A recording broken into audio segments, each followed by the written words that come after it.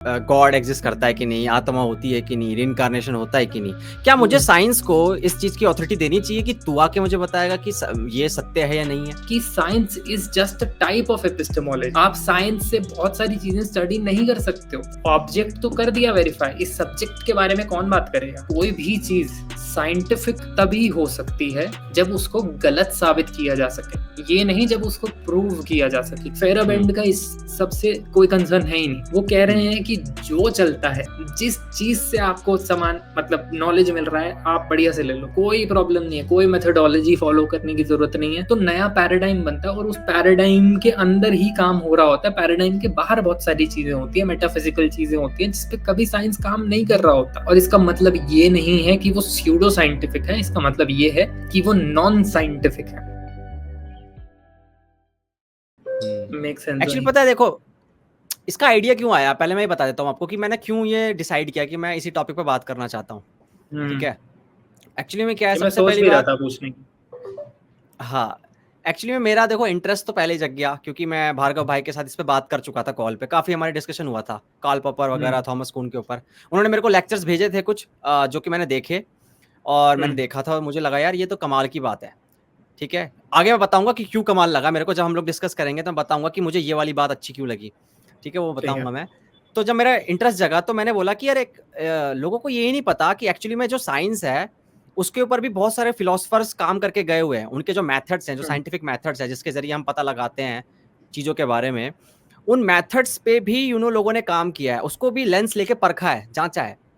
ठीक है, और उसको भी क्रिटिसाइज किया है, कितने लोगों ने क्रिटिसाइज किया। हमें ऐसा लगता है कि जैसे रिलीजन को क्रिटिसाइज कर देते हैं क्योंकि रिलीजन के तरीके समझ नहीं आते हैं, तो हमें लगा कि रिलीजन भी ना बिल्कुल साइंस जो है उसको कोई क्रिटिसाइज नहीं कर सकता, क्योंकि उसके मेथड्स तो भाई वो तो सुपीरियर स्टेटस है उसका, है ना, सबसे टॉप पे बैठा हुआ है, तो कोई उस पर सवाल निशान खड़ा नहीं करेगा। लेकिन ऐसा नहीं है, कि साइंस जो है उसमें भी बहुत सारी खामियां हैं, उसके मैथोडोलॉजी में बहुत सारी खामियां हैं जो कि कुछ इन फिलोसफर्स ने निकाला। और उसके बाद मैंने सोचा कि जो साइंस के स्टूडेंट्स हैं, जो अपने आप को मतलब वो कहते हैं ना, वो साइंटिज्म देखने को मिलता है जिनमें, कि वो साइंस को पूछते हैं, उनको लगता है साइंस में कोई कमी नहीं है, वो देवता है, गॉड है। तो उनको पता चलना चाहिए कि भैया साइंस में भी बहुत सारी खामियां हैं, बहुत सारे क्रैक्स हैं जिनको कुछ फिलोसफर्स ने देखा है, और उसके बाद उस पर ही आज हम चर्चा करने वाले हैं। तो सबसे पहला ना हम लोग डिस्कस करेंगे कि फिलॉसफी ऑफ साइंस है क्या, फिलॉसफी ऑफ साइंस होता क्या है। ठीक है, और क्यों फिलॉसफी ऑफ साइंस के को पढ़ना जरूरी है, को समझना जरूरी है। That make sense. और इनफैक्ट जब आपने मेंशन किया ये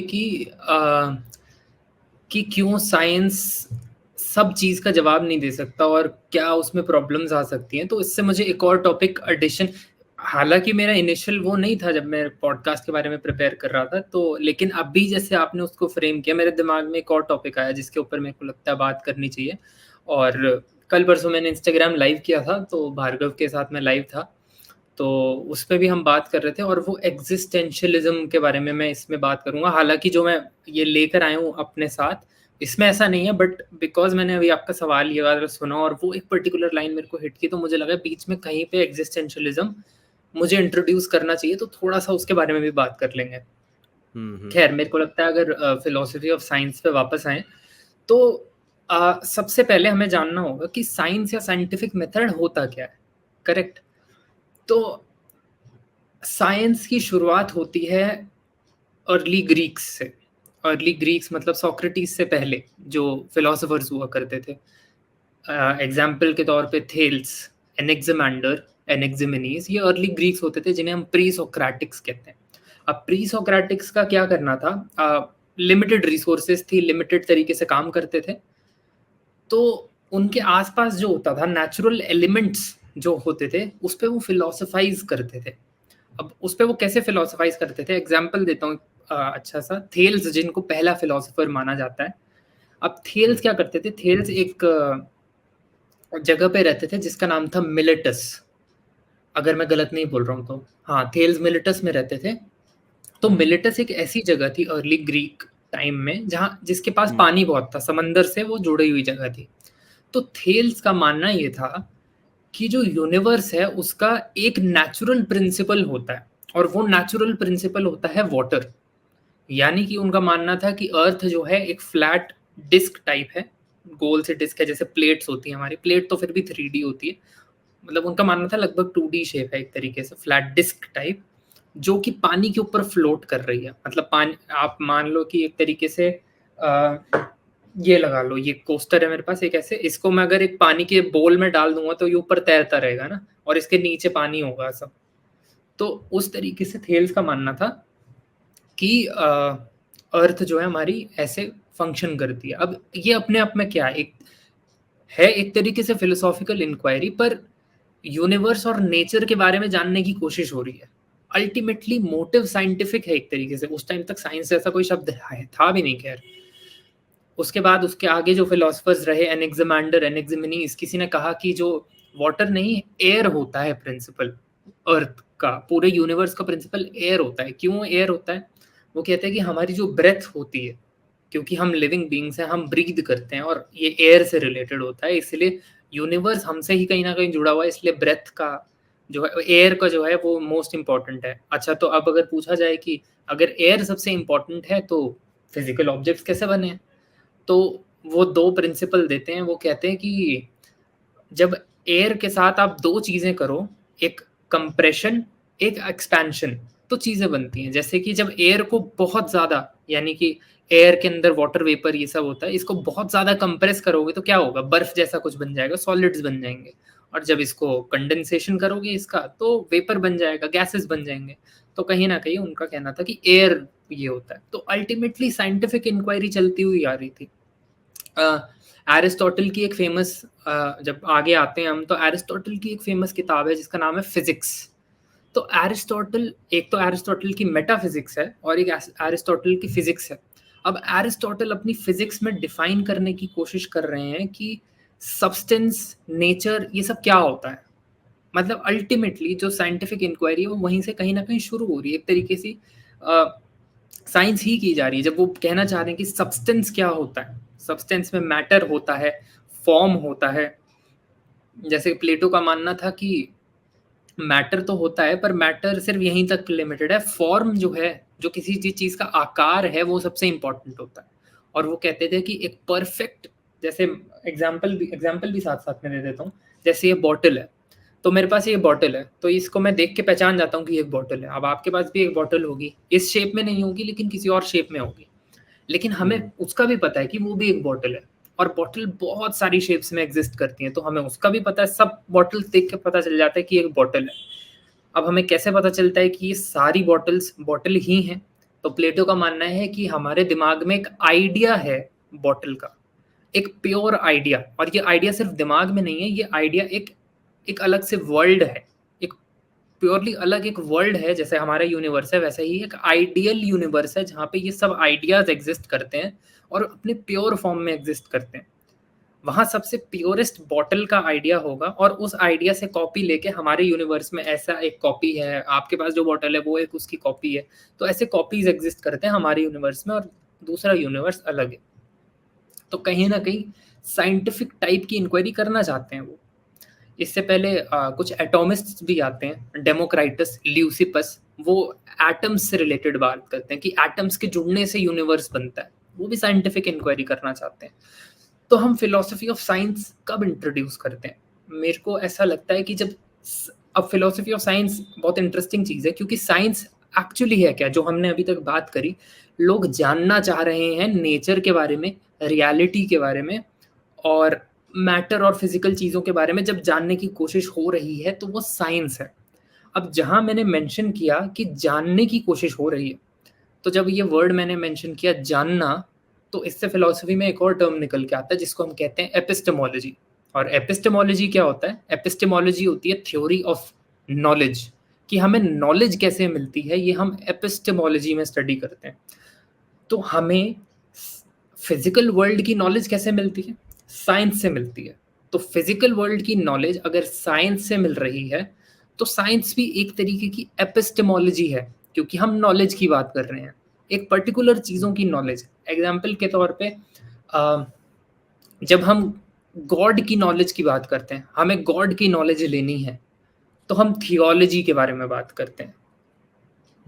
ठीक है, जब भी हम और साइंस क्या है? साइंस वो है जब हम फिजिकल चीज़ों के बारे में, नेचुरल यूनिवर्स के बारे में, नेचुरल वर्ल्ड के बारे में नॉलेज प्राप्त करने की कोशिश करते हैं, तो उसको हम साइंस कहते हैं। और साइंस एक टाइप की एपिस्टेमोलॉजी है, क्योंकि कुछ ना कुछ जानने की कोशिश हो रही है। जहाँ भी कुछ जानने की कोशिश हो रही है, नॉलेज प्राप्त करने की कोशिश हो रही है, वो एपिस्टेमोलॉजी है।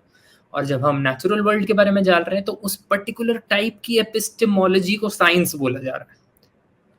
तो साइंस के बेसिस एपिस्टेमोलॉजी में है, क्योंकि साइंस जानने की कोशिश कर रहा है, और एपिस्टेमोलॉजी मतलब जानने का तरीका।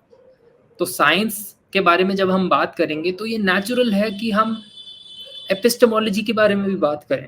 जब साइंस के बारे में बात हो रही है, तो हम ये भी बात करेंगे कि साइंस एज अ सिस्टम कैसा देखा जाना चाहिए, साइंस को कैसे मूव किया जाना चाहिए, और यहाँ से फिलॉसफी ऑफ साइंस आती है। पर वही जैसा हमने शुरू में मेंशन किया कि जो साइंटिसिज्म के आज न्यू जो साइंस वाले कि साइंस ही सब कुछ है, वो ये कभी बात रियलाइज ही नहीं कर पाते कि science is just a type of epistemology. आप साइंस से बहुत सारी चीजें स्टडी नहीं कर सकते हो। अगर आपको पॉलिटिकल थ्योरीज स्टडी करनी है, तो आप साइंस का यूज कैसे करोगे? अगर आपको मोरालिटी स्टडी करनी है कि अच्छा क्या होता है, बुरा क्या होता है, तो आप साइंस का यूज कैसे करोगे? और इसीलिए इस चीज को ह्यूमन साइंसेज में डाला जाता है। ह्यूमन साइंसेज, इसलिए हम इसको ह्यूमैनिटीज कहते हैं, human sciences. Social sciences, social science को हम सोशल साइंस इसलिए कहते हैं क्योंकि वो सोसाइटी के बारे में है, सोशल साइंसेज।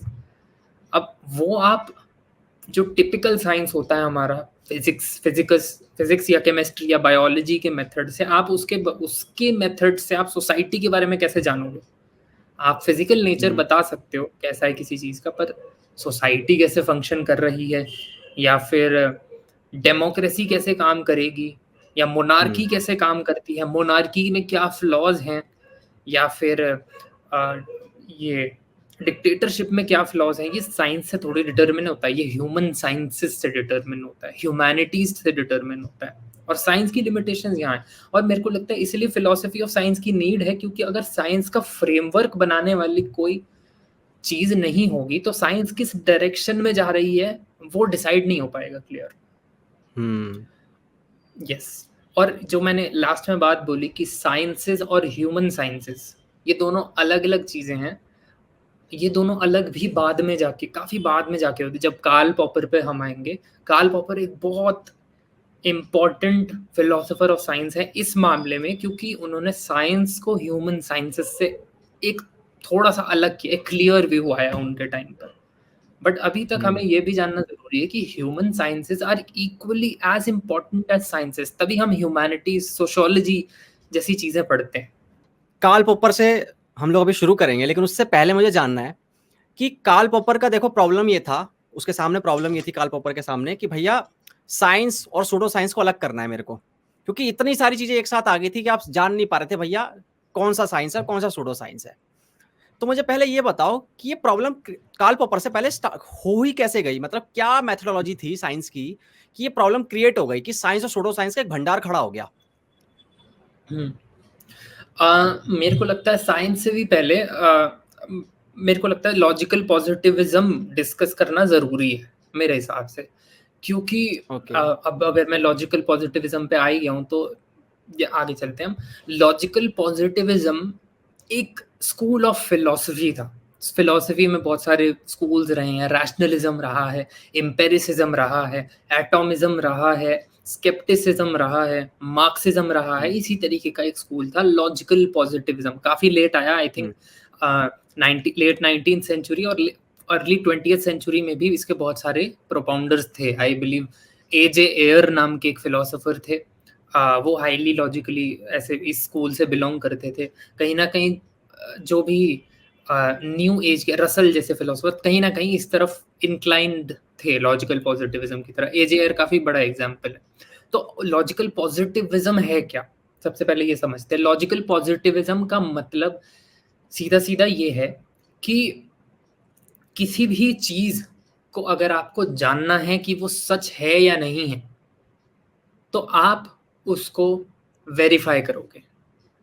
और अगर वेरीफाई वो हो सकता है साइंटिफिक मेथड से, मेथोडोलॉजी से, तब तो वो ठीक है, तब तो वो सेंस बनाता है। लेकिन अगर वो वेरीफाइबल नहीं है तो वो नॉनसेंसिकल चीज है। लेकिन हाँ, नॉन वेरीफाइबल में भी दो चीजों की एक्सेप्शन रही, जो कि इस स्लाइड में इसमें लिखा हुआ फर्स्ट पॉइंट के एंड में कि while questions that can be decided without appeal to experience are either mathematical or linguistic, यानी कि जिन चीज़ों का हम साइंटिफिक या एक्सपीरियंस से वेरीफाई नहीं कर सकते हैं किसी चीज़ को, वो या तो मैथमेटिकल होनी चाहिए नेचर में या फिर वो लैंग्वेज से रिलेटेड होनी चाहिए। इसके अलावा जो भी कुछ है जो वेरीफाइबल नहीं है एक्सपीरियंस से, वो सब नॉनसेंस है। ये मानना था लॉजिकल पॉजिटिविस्ट का। एजे एयर ने वेरीफाइबिलिटी प्रिंसिपल दिया। वेरीफाइबिलिटी प्रिंसिपल ही है ये कि किसी भी चीज़ को, अगर किसी भी प्रोपोजिशन को अगर सच, जैसे कि मैं एक प्रोपोजिशन बोलता हूँ कि मेरे हाथ में ये ग्लास है, मग है, तो अब इसका वेरीफाइबिलिटी होनी चाहिए इसमें। कैसे वेरीफाइबिलिटी होगी कि देख के पता लगाया जाए। तो जब तक देखा जा रहा है तब तक ये वेरीफाइबल है, और वेरीफाई कर लिया है तो फिर ये बात सच निकली। लेकिन ये बात, अब कोई ऐसी बात जो वेरीफाइबल मैथमेटिकली हो, जैसे 1 + 1 2 होता है, अब इसके लिए आपको 1 + 1 2 आपको नेचर में देखना नहीं पड़ेगा कहीं पे कि ये एक पेड़ है, ये दूसरा पेड़ है, अब दोनों को साथ में रख दिया तो 2 पेड़ हो गए। ये नेसेसरी नहीं है। आप इंटुइटिवली भी ये कर सकते हो, दिमाग में 1 + 1 सोच के भी ये कर सकते हो। उसके लिए नेसेसरीली आपको एम्पेरिकल या सेंसरी एक्सपीरियंस नहीं चाहिए ये जानने के लिए, या फिर लैंग्वेज की चीज़ होनी चाहिए। मतलब लिंग्विस्टिकली कुछ लैंग्वेज का प्रोपोजिशन हो जो सिर्फ लिंग्विस्टिक एनालिसिस में किया गया हो, वो भी बिना एक्सपीरियंस के सेंस बना सकती है। लेकिन कोई भी और चीज़ अगर उसको सेंस बनाना है तो उसके लिए उसका एम्पेरिकल वेरीफाइबिलिटी होनी चाहिए, सेंसेस से एक्सपीरियंस कर सकते हैं। और इसलिए सेकंड पॉइंट में ये भी लिखा है कि logical positivism later and more accurately called logical empiricism, क्योंकि एम्पेरिसिज्म का बहुत बड़ा रोल यहाँ पे था। एम्पेरिसिज्म का मतलब व्यूअर्स के लिए मैं और सिंपल में बता देता हूँ। एम्पेरिसिज्म का मतलब वो स्कूल ऑफ फिलोसफी जो मानती है कि जो हमें नॉलेज मिलती है वो सिर्फ हमारे सेंसेस से मिलती है, हमारे रैशनैलिटी का प्राइमरी रोल नहीं होता उसमें। मतलब जो हम सिर्फ लॉजिकल एनालिसिस से कहीं पे पहुंच सकते हैं वो सेकेंडरी चीज़ होती है। लेकिन हमें अगर नॉलेज भी किसी भी चीज़ की मिलती है तो वो सिर्फ सेंसेस से ली जा सकती है, और सबसे प्राइमरीली तो सेंसेस ही हैं। आप टच करके, देख के, स्मेल करके, टेस्ट करके, सुन के ही नॉलेज ले सकते हो, और कोई तरीका नहीं है। यानी कि एक तरीके से वेरीफाई ही हुआ ये कि आपने किसी चीज़ को देखा तो आपने वेरीफाई किया, किसी चीज़ को सुना तो आपने वेरीफाई किया। तो आगे ये यही लिखता है, the idea that observational evidence is indispensable for knowledge of the world, कि ऑब्जर्वेशनल एविडेंस तो होना ही चाहिए, अदरवाइज नॉलेज नहीं की जा सकती है। तो ये सबसे इम्पॉर्टेंट पॉइंट रहा लॉजिकल पॉजिटिविज्म का। लेकिन लॉजिकल पॉजिटिविज्म का जो सबसे बड़ा हथियार था वही उसका दुश्मन बना। लॉजिकल पॉजिटिविज्म का सबसे बड़ा हथियार क्या था कि कोई भी चीज़ वेरीफाइबल होनी चाहिए। अगर वेरीफाइबल नहीं है तो वो नॉनसेंसिकल है। पर ये जो प्रिंसिपल मैंने अभी अभी मुंह से बोला कि कोई भी चीज़ वेरीफाइबल होनी चाहिए, अगर नहीं है तो वो नॉनसेंसिकल है, ये पूरा अगर आप एक पेपर पे लिख दो, क्या इसको वेरीफाई कर सकते हो आप? नहीं कर सकते। तो लॉजिकल पॉजिटिविज्म एक तरीके से अपने ही हथियार से खत्म हो गया। जो उसका सबसे स्ट्रॉन्ग पॉइंट था वेरीफाइबिलिटी, वो खुद ही वो प्रिंसिपल अपने प्रिंसिपल के ऊपर नहीं लगा पाए। तो यहाँ लॉजिकल पॉजिटिविज्म को बहुत बड़ा सेटबैक हुआ। और लॉजिकल पॉजिटिविज्म के साथ ही साथ जब लॉजिकल पॉजिटिविज्म चल रहा था, और जैसा मैंने शुरू में भी मेंशन किया कि मैं एक एक्स्ट्रा चीज़ मेंशन यहाँ पे करूँगा, जब लॉजिकल पॉजिटिविज्म एक साइड पे चल रहा था तब कुछ फिलोसोफर्स इस लॉजिकल साइंटिफिक अप्रोच से हटके कुछ और ट्राई कर रहे थे। वो क्या कर रहे थे? वो एग्जिस्टेंस के बारे में बात कर रहे थे। ह्यूमन एग्जिस्टेंस का क्या मतलब होता है? एग्जिस्टेंशियल फिलोसोफर्स थे। Edmund Husserl, Martin Heidegger, John Paul Sartre. ये लोग ट्राई कर रहे थे कि ह्यूमन जो एग्जिस्ट जब करता है तो उसका मतलब क्या होता है, और ये उस तक पहुंचने की कोशिश कर रहे थे साइंस या साइंटिफिक मेथोडोलॉजी से नहीं, बहुत इंट्यूटिव तरीके से। उनका मेथड कोई भी आर्ग्यूमेंट जीतना नहीं था। इनका पर्पस, एग्जिस्टेंशियलिस्ट्स का पर्पस कोई भी ये नहीं था कि हम प्रूव करके दिखाएंगे कि कैसे एग्जिस्टेंशियलिज्म सबसे बेटर फिलॉसफी है, क्योंकि बाकी सारी फिलॉसफीज का यही मोटिव होता है। अगर आप रैशनलिज्म पढ़ोगे तो वो बताएगा कि कैसे एम्पिरिसिज्म गलत है, एम्पिरिसिज्म पढ़ोगे तो वो बताएगा कैसे रैशनलिज्म गलत है। पर एग्जिस्टेंशलिस्ट ये नहीं करना चाहते थे, एग्जिस्टेंशलिस्ट बस एग्जिस्टेंस के बारे में जानना चाहते थे। ये जो ह्यूमन की सब्जेक्टिविटी होती है ना, एक फीलिंग होती है, जैसे जब आप यहाँ पे बैठे हो मेरे से बात कर रहे हो तो इंटरनली आपको एक फीलिंग है कि मैं एग्जिस्ट करता हूँ। अब ये फीलिंग को स्टडी करना चाहते थे एग्जिस्टेंशलिस्ट, और इस प्रॉपर स्टडी को बोला जाता है फिनोमिनोलॉजी। मतलब ये जो फिनोमेना है, ये जो इंटरनल फिनोमेना है जिससे मैं अपने आप को, अपने होने की फीलिंग को फील कर पा रहा हूँ, इसको फिनोमेना बोलते हैं। और जब हम फिनोमेना को पढ़ते हैं तो इसको हम फिनोमिनोलॉजी कहते हैं। तो इनका मकसद कोई लॉजिकल एनालिसिस और इसके थ्रू नहीं पहुंचना था, और इनका सबसे बड़ा मोटिव ये पढ़ने का, ह्यूमन एग्जिस्टेंस के बारे में बात करने का यही था कि जब हम साइंटिफिक मेथड से किसी चीज को अप्रोच करते हैं तो उसमें प्रॉब्लम आती है कि उसमें सब्जेक्ट ऑब्जेक्ट डिस्टिंक्शन हो जाता है। सब्जेक्ट ऑब्जेक्ट डिस्टिंक्शन का मतलब, जैसे कि मैं अगर बोलूं कि मेरे हाथ में ये पेन है, अब अगर यही स्टेटमेंट मैं लॉजिकल पॉजिटिविस्ट को बोलूं कि मेरे हाथ में ये पेन है, तो वो कहेगा चलो इसे वेरीफाई करते हैं, इसको देखते हैं। उसको देखा, वेरीफाई कर लिया, पर ये वेरिफिकेशन किस चीज की हुई? इस पेन की हुई, ऑब्जेक्ट की हुई। आपकी नहीं हुई। एग्जिस्टेंशलिस्ट कहता है कि ऑब्जेक्ट तो कर दिया वेरीफाई, इस सब्जेक्ट के बारे में कौन बात करेगा? और साइंस, मेरा जो प्रॉब्लम साइंस से, या फिर नियो साइंटिस्ट ये जो लोग होते हैं, या फिर इस टाइप के प्रोपाउंडर होते हैं कि science is the biggest thing in the world, यही है कि आप ये इसके बारे में तो बता सकते हो, लेकिन ये जो अंदर मेरे फील हो रहा है, ये इसके बारे में क्या बताओगे?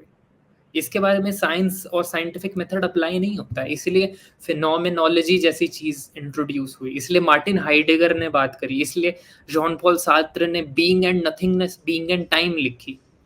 तो जब हम एग्जिस्टेंस की बात करते हैं तो उस पर साइंटिफिक प्रिंसिपल अप्लाई नहीं हो सकता, और साइंटिफिक प्रिंसिपल हम अप्लाई करेंगे तो वही सब्जेक्ट ऑब्जेक्ट डिस्टिंक्शन हो जाएगी कि इसको तो स्टडी कर दिया, पर इसको, ये सब्जेक्ट को कौन स्टडी करेगा? तो ये बहुत बड़ी प्रॉब्लम थी साइंस के साथ। और इनफैक्ट ये सबसे बड़ा उस टाइम पे बहुत बड़ा ब्लो था साइंस के लिए, जब एग्जिस्टेंशियलिस्ट बात कर रहे थे। इवन फॉर दैट कियरकेगार्ड या फिर नीत्शे बात कर रहे थे, तो ये थोड़ा ह्यूमनिस्टिक अप्रोच लेके आ रहे थे, क्योंकि उससे पहले फिलॉसफी और साइंस, या उस टाइम तक भी इवन पॉपर तक फिलॉसफी साइंस एक ही तरीके से चल रही थी, कहीं ना कहीं कुछ भी हो रहा था। साइंस, स्यूडो साइंस, जैसा कि आपने मेंशन किया, उस पर हम आगे आएंगे, वो एक साथ चल रहा था, कुछ भी करके कहीं ना कहीं बात, मतलब साथ ही चल रहा था, कोई डिस्टिंक्शन या डिमार्केशन नहीं था। डिमार्केशन एक इम्पॉर्टेंट वर्ड है जो कि हम पॉपर में देखेंगे। तो ये सबसे बड़ी प्रॉब्लम थी, और इसी वजह से पॉपर को इंटरवीन करना पड़ा इस चीज़ में। पॉपर फिलोसोफर ऑफ साइंस थे, इनके बारे में थोड़ा सा इंट्रोडक्शन है। यूनिवर्सिटी ऑफ वियना से पढ़ते थे, 1928 में पीएचडी मिली, और फिलोसोफर ऑफ साइंस थे। और सबसे इम्पोर्टेंट बुक जिस बुक के बारे में, जिस बुक से वो ब्लो अप हो गए और आज तक जाने जाते हैं, the logic of scientific discovery. और इसके अंदर भी आई थिंक एक आर्टिकल है या लेक्चर है उनका जिसका नाम है कंजेक्चर्स एंड रेफ्यूटेशंस। शायद हाँ, कंजेक्चर्स एंड रेफ्यूटेशंस, वो इसी बुक के अंदर है। और इसी बुक के बारे, उसी लेक्चर आर्टिकल के अंदर फॉल्सिफिकेशन, डिमार्केशन, ये सब की वो बात करते हैं, जो कि अब हम देखने वाले हैं। अच्छा, उससे पहले कि हम आगे बढ़ें, डिमार्केशन, फॉल्सिफिकेशन, ये सब देखे, बड़ी बड़ी चीजें। सिंपली अगर बेसिक समझ में आ जाएगा तो ये आगे का सब समझना बहुत आसान हो जाएगा। 2 टाइप की रीजनिंग फॉलो होती है फिलॉसफी में, इंडक्टिव और डिडक्टिव। ठीक है, सबसे पहले मैं डिडक्टिव से शुरुआत करता हूँ, इंडक्टिव उसके बाद समझ में आ जाएगा। डिडक्टिव रीजनिंग एक शब्द से आता है डिड्यूस करने से। अब डिड्यूस करने का मतलब क्या होता है कि आपके पास एक रूल है, और उस रूल को जब आप एक इंडिविजुअल ऑब्जेक्ट पे अप्लाई करते हो तो उसको हम डिडक्शन कहते हैं। एग्जाम्पल के तौर पे, जैसे इसमें लिखा हुआ है कि हमारे पास एक थ्योरी ऑलरेडी है, उसके बाद हम एक हाइपोथेसिस बनाते हैं, ऑब्जर्वेशन करते हैं, फिर कंफर्म कर लेते हैं। ये थोड़ा सेफ तरीका होता है। सेफ तरीका क्यों होता है, एग्जाम्पल से समझाता हूँ। हमारे पास एक थ्योरी है, मान लो कि रोज सनराइज होता है। ये हमारे पास एक थ्योरी है कि the sun rises every day because of the earth's rotation, और वो सब। अब हाइपोथेसिस लेते हैं।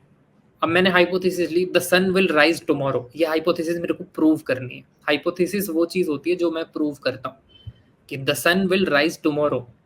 अब ऑब्जर्वेशन की बारी आएगी, मैं कल देखूंगा सुबह, हमने ऑब्जर्वेशन करी, अरे सनराइज हो गया, और हमने कंफर्म कर दिया कि ओके चेक, सनराइज हो गया, हाइपोथेसिस कंफर्म, सनराइज हो चुका है। ये सिंपलेस्ट, थोड़ा सिंपल मेथड है, थोड़ा सेफ मेथड है और बेटर मेथड है। इंडक्टिव में रिस्क आता है, इंडक्टिव रीजनिंग में रिस्क क्या आता है कि इसमें हम पहले ऑब्जर्वेशन करते हैं, फिर पैटर्न बनाते हैं, हाइपोथेसिस बनाते हैं, फिर थ्योरी बनती है, फिर मतलब एक तरीके से इंडिविजुअल से यूनिवर्सल पर जाते हैं। एग्जाम्पल के तौर पे कि मैंने जब डिडक्टिव के शुरुआत में आपको एक थ्योरी बताई, डिडक्टिव जब मैं एक्सप्लेन कर रहा था कि रोज सनराइज होता है, अब ये मैं कैसे बनाऊंगा थ्योरी, ये इंडक्टिव रीजनिंग बताएगी कि ये जो थ्योरी बनाई मैंने कि रोज सनराइज होता है, ये कैसे पहुंचा मैं यहाँ तक। पहले मैंने ऑब्जर्वेशन करी, मैंने 10 दिन तक लगातार सन देखा कि हाँ रोज सुबह सनराइज करता है। फिर मैंने इसमें एक पैटर्न नोटिस किया कि हाँ रोज सुबह इतने बजे सनराइज होता है, गर्मियों में 5 बजे हो जाता है, सर्दियों में 6 साढ़े 6 बजते हैं। फिर मैंने एक हाइपोथेसिस बनाई कि सन रोज राइज होता है, और इससे मैंने थ्योरी निकाल दी कि सन रोज राइज होता है। लेकिन इसमें प्रॉब्लम क्या है ये हम आगे के देखेंगे, और इसी प्रॉब्लम को सॉल्व करने के लिए कार्ल पॉपर ने इंटरवीन किया। अब प्रॉब्लम आती है द प्रॉब्लम ऑफ इंडक्शन, क्योंकि हमने अभी इंडक्टिव मेथड पढ़ा, और द प्रॉब्लम ऑफ इंडक्शन इसी के साथ जुड़ी हुई है। और ये जो सामने आप जिसकी फोटो देख रहे हैं, ये है डेविड ह्यूम, मेरे फेवरेट फिलोसोफर हैं। और डेविड ह्यूम ने इंडक्टिव रीजनिंग के साथ एक प्रॉब्लम बताई। उन्होंने क्या प्रॉब्लम बताई, एक और एग्जाम्पल से समझाता हूँ। बहुत सिंपल एग्जाम्पल है, मेरा फेवरेट एग्जाम्पल है। कि एक तो सन वाला भी एग्जाम्पल हम बाद में लेंगे, पर उससे सिंपल एग्जाम्पल, आपने सपोज जब से आप बचपन से थे और जब तक बड़े हुए, तब तक आपने बहुत सारे कौवे देखे। एक कौवा देखा, 2 कौवे देखे, 3 4 5 10 कौवे देखे, और अभी की उम्र तक 1000 कौवे देख लिए, सारे ब्लैक थे। तो आपने इंडक्टिव रीजनिंग के हिसाब से ऑब्जर्वेशन करी, पहला स्टेप कंप्लीट, ऑब्जर्वेशन डन। फिर आपने उसमें पैटर्न नोटिस किया कि हाँ मैंने 1000 ऑब्जर्वेशन करी, और हजारों ऑब्जर्वेशन में सबके सब में एक पैटर्न है, क्या कि सारे कौवे ब्लैक थे। तो इससे मैं एक हाइपोथेसिस बना लेता हूँ, सारे कौवे ब्लैक थे, और उससे थ्योरी निकलती है कि सारे कौवे ब्लैक ही होते हैं। ये मैंने थ्योरी बना दी। ओके। लेकिन इसके साथ प्रॉब्लम ये है कि क्या प्रूफ है कि फ्यूचर में भी वैसा ही ये जो मैंने ये जो थ्योरी बनाई है यही चलती रहेगी। अगर किसी दिन मेरे को व्हाइट कौवा दिख गया तो क्या होगा इस थ्योरी का, ये तो पूरी तबाह हो जाएगी। अब आप बोलेगा कि तो फिर ऐसे थ्योरी बनाई ही कैसे जाए, और यही सबसे बड़ी प्रॉब्लम है कि हाइपोथेसिस जब हम बनाते हैं, साइंटिफिक हाइपोथेसिस, तो हम उसके लिए इंडक्टिव मेथड का यूज करते हैं। क्योंकि कोई भी इंसान या किसी ने भी दुनिया के सारे कौवे नहीं देखे। अब आपने दुनिया के सारे कौवे देखे नहीं, आपने एक लिमिटेड ऑब्जर्वेशन ली, 1000, कितने ले लोगे, 1000, 10,000, 20,000, 1 लाख, उससे ज्यादा ही कौवे रहेंगे हमेशा। आपने 1 लाख कौवे की भी ऑब्जर्वेशन सैंपल साइज लिया, उसके बेसिस पे थ्योरी बना दी कि सारे कौवे ब्लैक होते हैं। क्या प्रूफ है कि अगला जो पहला ही कौवा आप देख लोगे कि वो व्हाइट ना निकले, और अगर वो व्हाइट निकल गया तो आपकी हाइपोथेसिस और थ्योरी ये जो पूरा बनाया था इसका क्या करोगे, तो पूरा गिर गया फिर पीछे। और इसी तरीके से डेविड ह्यूम ने इसका एक एग्जाम्पल दिया कि जैसे हम सनराइज की बात कर रहे थे इससे पहले, तो डेविड ह्यूम का एग्जाम्पल यही था कि हमने रोज सनराइज होते हुए देखा है, इसलिए हमने एक तरीके से ये लॉ बना लिया है कि रोज सनराइज होता है। लेकिन ये सिर्फ इंडक्टिवली पॉसिबल है, क्योंकि ह्यूमंस कितने साल से रहे होंगे अर्थ पे, 10 लाख साल तक, उससे ज्यादा तो नहीं, 10 लाख साल से, वो भी ह्यूमो से, वो भी आई थिंक पिछले 10,000 या 5,000 साल से ही हमने रिटर्न डेटा हमारे पास अवेलेबल है, पिछले 10,000 साल से एग्रीकल्चर शुरू हुआ है, भले ही 10 लाख साल से, तो 9 60 सवा 9 लाख साल तो हंटिंग गैदरिंग ही करते रहे। चलो हंटिंग गैदरिंग के टाइम से भी अगर हम बोल दें कि हमारे बिलियंस ऑफ एंसेस्टर्स ने ये ऑब्जर्व किया कि सन रोज राइज होता है और रोज सेट हो जाता है शाम को, तो अभी तक का बिलियन ऑब्जर्वेशंस के बाद भी हमने कंप्लीट ऑब्जर्वेशंस कभी नहीं देखी है। ह्यूमंस के एग्जिस्ट करने से पहले सन कैसा एक्ट करता था, या फिर ह्यूमंस के एग्जिस्ट करने के बाद सन राइज होगा या नहीं होगा, या कल इनफैक्ट कल ही सनराइज होगा या नहीं होगा, ये हमें बिना फुल प्रूफ तरीके से कभी नहीं पता चल सकता, क्योंकि अगर हो भी सकता है कि कल सनराइज ना हो, तो फिर ये सारा जो पीछे का है वो तो सब बर्बाद हो गया। तो ये थी प्रॉब्लम ऑफ इंडक्शन। तो ह्यूम ने बोला कि इंडक्टिव मेथड से कहीं भी कोई भी टाइप की रीजनिंग करोगे तो प्रॉब्लम ऑफ इंडक्शन आएगी, और कभी भी ये प्रूफ नहीं दे पाओगे कि जैसा साइंस पास्ट में चलता हुआ आ रहा था वैसा ही सेम फ्यूचर में भी चलेगा, कभी भी चेंज हो सकती है। अभी तक बस ऐसा चल रहा है, और जिस दिन ये चेंज हुआ उस दिन ये इंडक्टिव मेथड हाइपोथेसिस थ्योरी जो बनाई थी सब पानी में जाएगी। तो ये प्रॉब्लम ऑफ इंडक्शन। तो उसके बाद कार्ल पॉपर आते हैं। कार्ल पॉपर को समझ में आता है कि ये तो बहुत बड़ी प्रॉब्लम है। फिलोसोफर ऑफ साइंस थे, तो उन्होंने देखा कि सबसे बड़ी प्रॉब्लम क्या रही साइंस में। उनके हिसाब से सबसे बड़ी प्रॉब्लम ऑफ इंडक्शन। तो दो चीजें सॉल्व हुई इनके डिमार्केशन क्राइटेरिया से, कार्ल पॉपर के, और फॉल्सिफिकेशन से। अब इसका मतलब क्या है, सिंपल शब्दों में समझाता हूँ। डिमार्केशन का मतलब जब भी हम किसी चीज को दूसरे से अलग बताने का एक क्राइटेरिया दे देते हैं, जब हम एक क्राइटेरिया बना देते हैं कि ये तो साइंस है और ये साइंस नहीं है, जब डिमार्केशन, किसी भी चीज की डिमार्केशन होती है। जैसे हम कलर को, हमारे पास मान लो एक बॉक्स है जिसके अंदर 10 बॉल्स हैं, तो हम उसमें आधी ब्लू हैं आधी रेड हैं, तो एक डिमार्केशन क्राइटेरिया बनाएंगे कि रेड बॉल्स जो हैं हम इस साइड रख देंगे और ब्लू बॉल्स इस साइड रख देंगे, लेफ्ट साइड पे।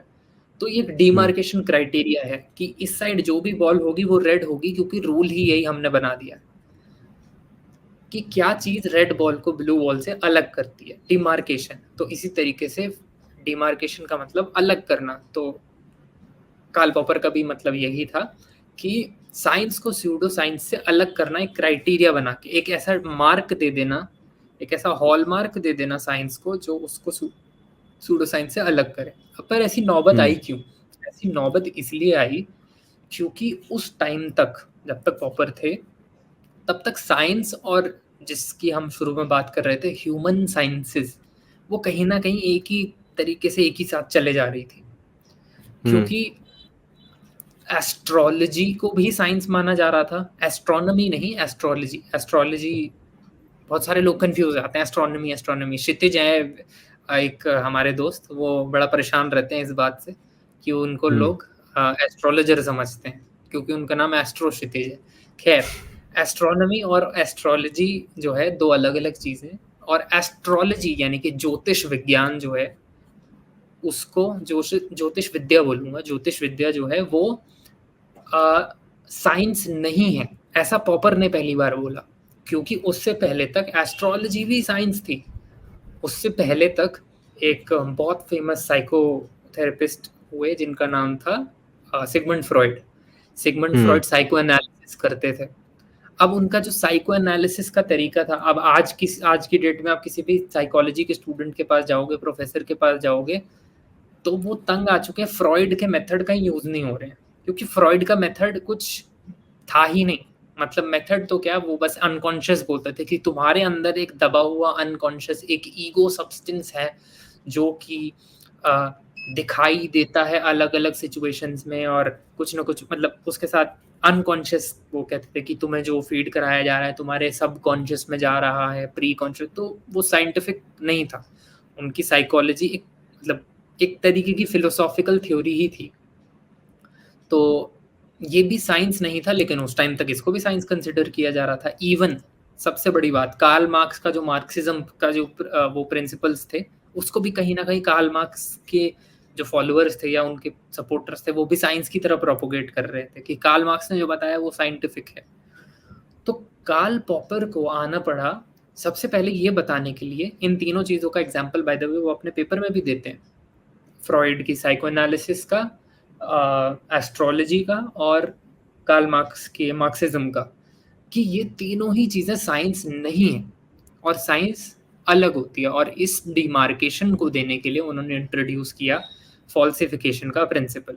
फॉल्सिफिकेशन का प्रिंसिपल मतलब कोई भी चीज़ साइंटिफिक तभी हो सकती है जब उसको गलत साबित किया जा सके, ये नहीं जब उसको प्रूव किया जा सके। क्योंकि इससे पहले लोग बस मानते थे कि जब अगर किसी चीज़ को प्रूव किया जा सकता है तो वो साइंटिफिक है, कि साइंटिफिक थ्योरी वो होनी चाहिए जिसको मैं साबित कर सकूं। लेकिन कार्ल पॉपर ने उल्टा बदल दिया गेम को। उन्होंने कहा कि नहीं नहीं नहीं नहीं, साइंटिफिक थ्योरी वो जिसको झुटलाया भी जा सके। झुटलाया जाना, फॉल्सिफाई हो पाना साइंटिफिक थ्योरी का सबसे बड़ा एक डिमार्केशन क्राइटेरिया बना। जैसे कि सामने लिखा भी हुआ है कि science is critical and nothing should be taken for granted. जैसे कि इससे पहले होता आ रहा था, फ्रॉइड के साइकोएनालिसिस को भी साइंस बोले जा रहे थे, एस्ट्रोलॉजी को भी साइंस बोले जा रहे थे, तो इतना ग्रांटेड लेने की जरूरत नहीं है। और उन्होंने ये फिर आगे लिखा है कि it suggest that a theory is said to be scientific only if it has the potential to be refuted by some possible observations. अगर वो गलत साबित किया जा सकता है, सकना मतलब वो पोटेंशियलिटी उसमें होनी चाहिए। ऐसा मतलब जैसे कि एग्जाम्पल के तौर पे इन्हीं तीनों के एग्जाम्पल जो पॉपर ने ही दिए, एस्ट्रोलॉजी को आप गलत साबित कर ही नहीं सकते हो, क्योंकि एस्ट्रोलॉजी किसी ऑब्जर्वेशन पे बेस्ड नहीं है। एस्ट्रोलॉजर आपको बोलेगा कि एक नारियल बीच सड़क में जाके चौराहे पे रख दो और कल तुम्हारा काम बढ़िया हो जाएगा। अब आपने रख दिया, काम बढ़िया हुआ नहीं, तो बोलेगा कि नहीं तुमने सही नारियल नहीं चुना होगा, या फिर तुमने सही जगह पे रखा नहीं होगा, तुमने रेड लाइट वाली जगह पे रख दिया होगा, खाली चौराहे पे रखना था। तो किसी भी तरीके से उस एस्ट्रोलॉजर की बात को झुटलाने का, फॉल्सिफाई करने का कोई तरीका ही नहीं है, क्योंकि वो अपने फेवर में मोड़ लेगा बात को कि नहीं मेरा तो मतलब ये था ही नहीं, तुमने ही गलत किया होगा। तो पॉपर कहते हैं कि फॉल्सिफिकेशन सबसे बड़ा टूल होना चाहिए साइंस का, सबसे बड़ा क्राइटेरिया होना चाहिए, और science should attempt to disprove a theory rather than continually support it. कि साइंस का काम यही होना चाहिए, साइंस का काम बार बार किसी चीज को प्रूव करना नहीं होना चाहिए। साइंस का काम होना चाहिए किसी चीज को डिस्प्रूव करने की हिम्मत या ताकत रखना। तो scientists never claim a theory to be true or probable, they only conclude that how a certain theory is wrong. Scientist का काम किसी भी थ्योरी को सच साबित करना नहीं है, उनको ये साबित करना है कि जो थ्योरी वो दे रहे हैं वो फॉल्सिफाइबल है। तो जब वो फॉल्सिफाइबिलिटी की बात करते हैं, तो जो हमने लॉजिकल पॉजिटिविज्म में कंफर्मेशन वेरीफाइबिलिटी पढ़ा था, तो उनके हिसाब से ये काम नहीं करता है। उनके हिसाब से फॉल्सिफाइबिलिटी इंपॉर्टेंट है, कंफर्मेशन नहीं। कंफर्म तो होता रहता है, कंफर्म तो एस्ट्रोलॉजी में भी हो जाता है, इसमें साइकोएनालिसिस में भी हो जाता है फ्रॉइड की। साइंस में ऐसा क्या है जो इन दोनों से अलग है? साइंस में ऐसा ये है कि साइंस फॉल्सिफाई कर सकता है, कंफर्म तो वो भी कर सकते हैं, कैसे भी साइंस फॉल्सिफाई कर सकता है। तो Popper's falsification methodology holds that scientific theories are characterized by entailing predictions that future observation might reveal to be false. कि फ्यूचर में जो ऑब्जर्वेशन की जा सकती हैं वो गलत भी हो सकती है, और इसकी वजह से हम अपने साइंस को चेंज कर लेंगे। जैसा कि हम सन वाले एग्जाम्पल में दे रहे थे कि क्या हो अगर सन सुबह राइज ही ना करे, तो पॉपर कहेगा कि कोई दिक्कत नहीं, साइंस में अपडेट कर दो। और अगर कहेगा कि क्या होगा अगर 1001वां कौवा व्हाइट निकल के आ जाए, तो पॉपर बोलेगा कोई बात नहीं, साइंस में अपडेट कर दो कि कौवे व्हाइट और ब्लैक दोनों होते हैं। तो फॉल्सिफाई, तो ये जो प्रिंसिपल है कि सारे कौवे ब्लैक होते हैं, ये साइंटिफिक तभी माना जाएगा जब इसको फॉल्सिफाई किया जा सके, ऑब्जर्वेशन से झुटलाया जा सके। क्योंकि कंफर्म तो इसको हर कोई कर रहा है कि ये ब्लैक कौवा, ये ब्लैक कौवा। जिस दिन फॉल्सिफाई हो जाएगा, व्हाइट कौवा या नॉन ब्लैक कौवा, कोई भी नॉन ब्लैक कौवा दिख जाएगा, तो ये प्रिंसिपल झूठ साबित हो गया और प्रिंसिपल को अपडेट कर दिया जाएगा। और साइंस की यही सबसे बड़ी फिर उसके बाद क्वालिटी बनी कि साइंस सेल्फ अपडेटिंग होता गया। कि ये नहीं चला जो साइंस ही अभी तक यूज कर रहा था, तो उन्होंने फॉल्सिफाई किया, और फॉल्सिफाई किया, फिर वो आगे बढ़े, और फिर उन्होंने रूल्स अपडेट करते गए, लॉज अपडेट होते गए। तो यही सबसे बड़ा क्राइटेरिया रहा। तो जैसा कि यहाँ सेकंड पॉइंट में लिखा है कि पॉपर से पहले काफी लोग सिर्फ कंफर्मेशन पे काम कर रहे थे, जैसा कि लॉजिकल पॉजिटिविस्ट्स करना चाह रहे थे, कंफर्मेशन, वेरीफाइबिलिटी। अब क्या होता है, अब फॉल्सिफिकेशन पे काम किया जाता है कि थ्योरी फॉल्सिफाइबल है कि नहीं, कंफर्मेशन तो होता रहेगा। अब इनका ये कोट भी है, the game of science is in principle without and, he who decides one day that scientific statements do not call for any further test and that they can be regarded as finally verified retires from the game। हर कोई भी इंसान जो ये सोच के बैठा है कि साइंटिफिक थ्योरी जो है वो अब सही साबित हो गई है और इसको कुछ और फॉल्सिफाई करने की जरूरत नहीं है, यही एंड का ट्रूथ है, उसको साइंस से दरवाजा खोल के बाहर निकल जाना चाहिए। तो ये कार्ल पॉपर ने बोला। तो अल्टीमेटली यही बेसिस बना फॉल्सिफिकेशन थ्योरी का। तो ऑल इन ऑल ये है कार्ल पॉपर का बैकग्राउंडर के साथ कि क्या वो कहना चाहते थे। इसके बाद कार्ल पॉपर चले गए, या फिर कार्ल पॉपर के दौरान ही थॉमस कून आए होंगे, वो मुझे नहीं पता। तो थॉमस कून का क्या आइडिया था, थॉमस कून ने की प्रॉब्लम स्टेटमेंट क्या थी, उन्होंने किस प्रॉब्लम को सॉल्व करने की कोशिश करी?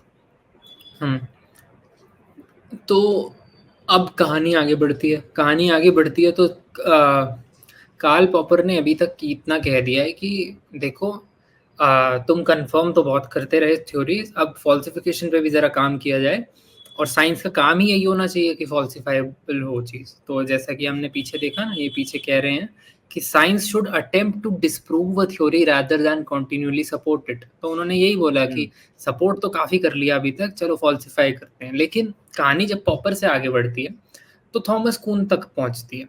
अब थॉमस कून जब तक ये बात पहुंचती है तो वो अपनी किताब लिखते हैं जिसका नाम है the structure of scientific revolutions, और यही वो किताब है जिसमें पॉपर को वो क्रिटिसाइज करते हैं कि कैसे जो उनका साइंस का नजरिया है कि साइंस का क्या काम होना चाहिए, मतलब अभी तक ये साइंस और स्यूडो साइंस का डिफरेंस तो खत्म हो चुका, उस पर तो कोई डिबेट अब उसके बाद बचती नहीं है, क्योंकि वो इतना स्ट्रॉन्ग ब्लो अटैक होता है उन सारी स्यूडो साइंस के ऊपर कि फिर उसके बाद वो डिमार्केशन तो बचता नहीं है। डिमार्केशन क्राइटेरिया साइंस और स्यूडो साइंस के बीच में वो तो एस्टैब्लिश हो ही जाता है, और उसके बाद कोई जरूरत पड़ती नहीं है। हालांकि ये डिमार्केशन हो चुका है, उस पर सब अग्री करते हैं, लेकिन इस पे सब अग्री नहीं करते कि साइंस का काम क्या होना चाहिए एक्चुअली। तो थॉमस कून वहां पे इंटरवीन करते हैं, अपनी किताब लिखते हैं the structure of scientific revolutions, और इसके अंदर वही बात करते हैं पैराडाइम शिफ्ट के बारे में, जो सबसे पॉपुलर कॉन्सेप्ट है थॉमस कून का। तो क्या चीज़ है ये देखते हैं। तो ये विजुअल बड़ा इंपॉर्टेंट है और मेरा सबसे अच्छा विजुअल है, ये समझने के लिए भी मेरे को सब मैंने इसी से समझा था, पढ़ाने के लिए भी इसी से पढ़ाता हूँ, बड़ा अच्छा लगता है मुझे ये। अच्छा, इसमें क्या है, ये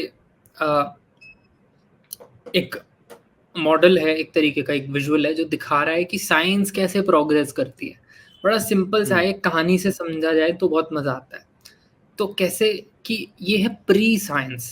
अच्छा, अब प्री साइंस ये सारे फेजेस हैं, टाइम के फेजेस हैं, एक तरीके से लगा लो कि सबसे पहले यहाँ से शुरू होता है प्री साइंस से, फिर नॉर्मल साइंस पे जाता है, फिर model drift, model crisis, model revolution, paradigm shift, इस तरीके से टाइम में आगे बढ़ती है चीजें। अब प्री साइंस का मतलब क्या है? प्री साइंस मतलब एक टाइम की बात हो रही है, जैसा कि मैंने कहा एक स्पेसिफिक टाइम की बात हो रही है। अच्छा, प्री साइंस का मतलब कि जब ये डिमार्केशन से पहले की बात थी, यानी कि जब जिसको पॉपर करना चाह रहे थे, जो डिमार्केशन फॉल्सिफाइबिलिटी करना चाह रहे थे, पॉपर ने क्या बोला? पॉपर ने डिमार्केशन बिठाई किन दोनों चीजों के बीच में डिफरेंस करने के लिए, साइंस और स्यूडो साइंस के बीच में। तो वो एक तरीके से प्री साइंस टाइम था, जब इन दोनों का डिस्टिंक्शन नहीं था, जब फ्रॉइड की साइकोएनालिसिस भी साथ चल रही थी, मार्क्सिज्म भी चल रहा था, एस्ट्रोलॉजी भी चल रही थी, और वहीं रदरफोर्ड एटम की भी खोज कर रहे हैं। तो मतलब सॉरी, डाल्टन एटम, वो सब एटॉमिक पार्टिकल्स के बारे में भी बात कर रहे हैं और रदरफोर्ड कर रहे हैं। तो वो सब एक ही लाइन में चल रहा था। तो ये प्री साइंस पीरियड है, यानी कि प्री साइंस पीरियड में हम किसी भी चीज पे अगर खोज कर भी रहे हैं तो उस पर हमारी सहमति नहीं है।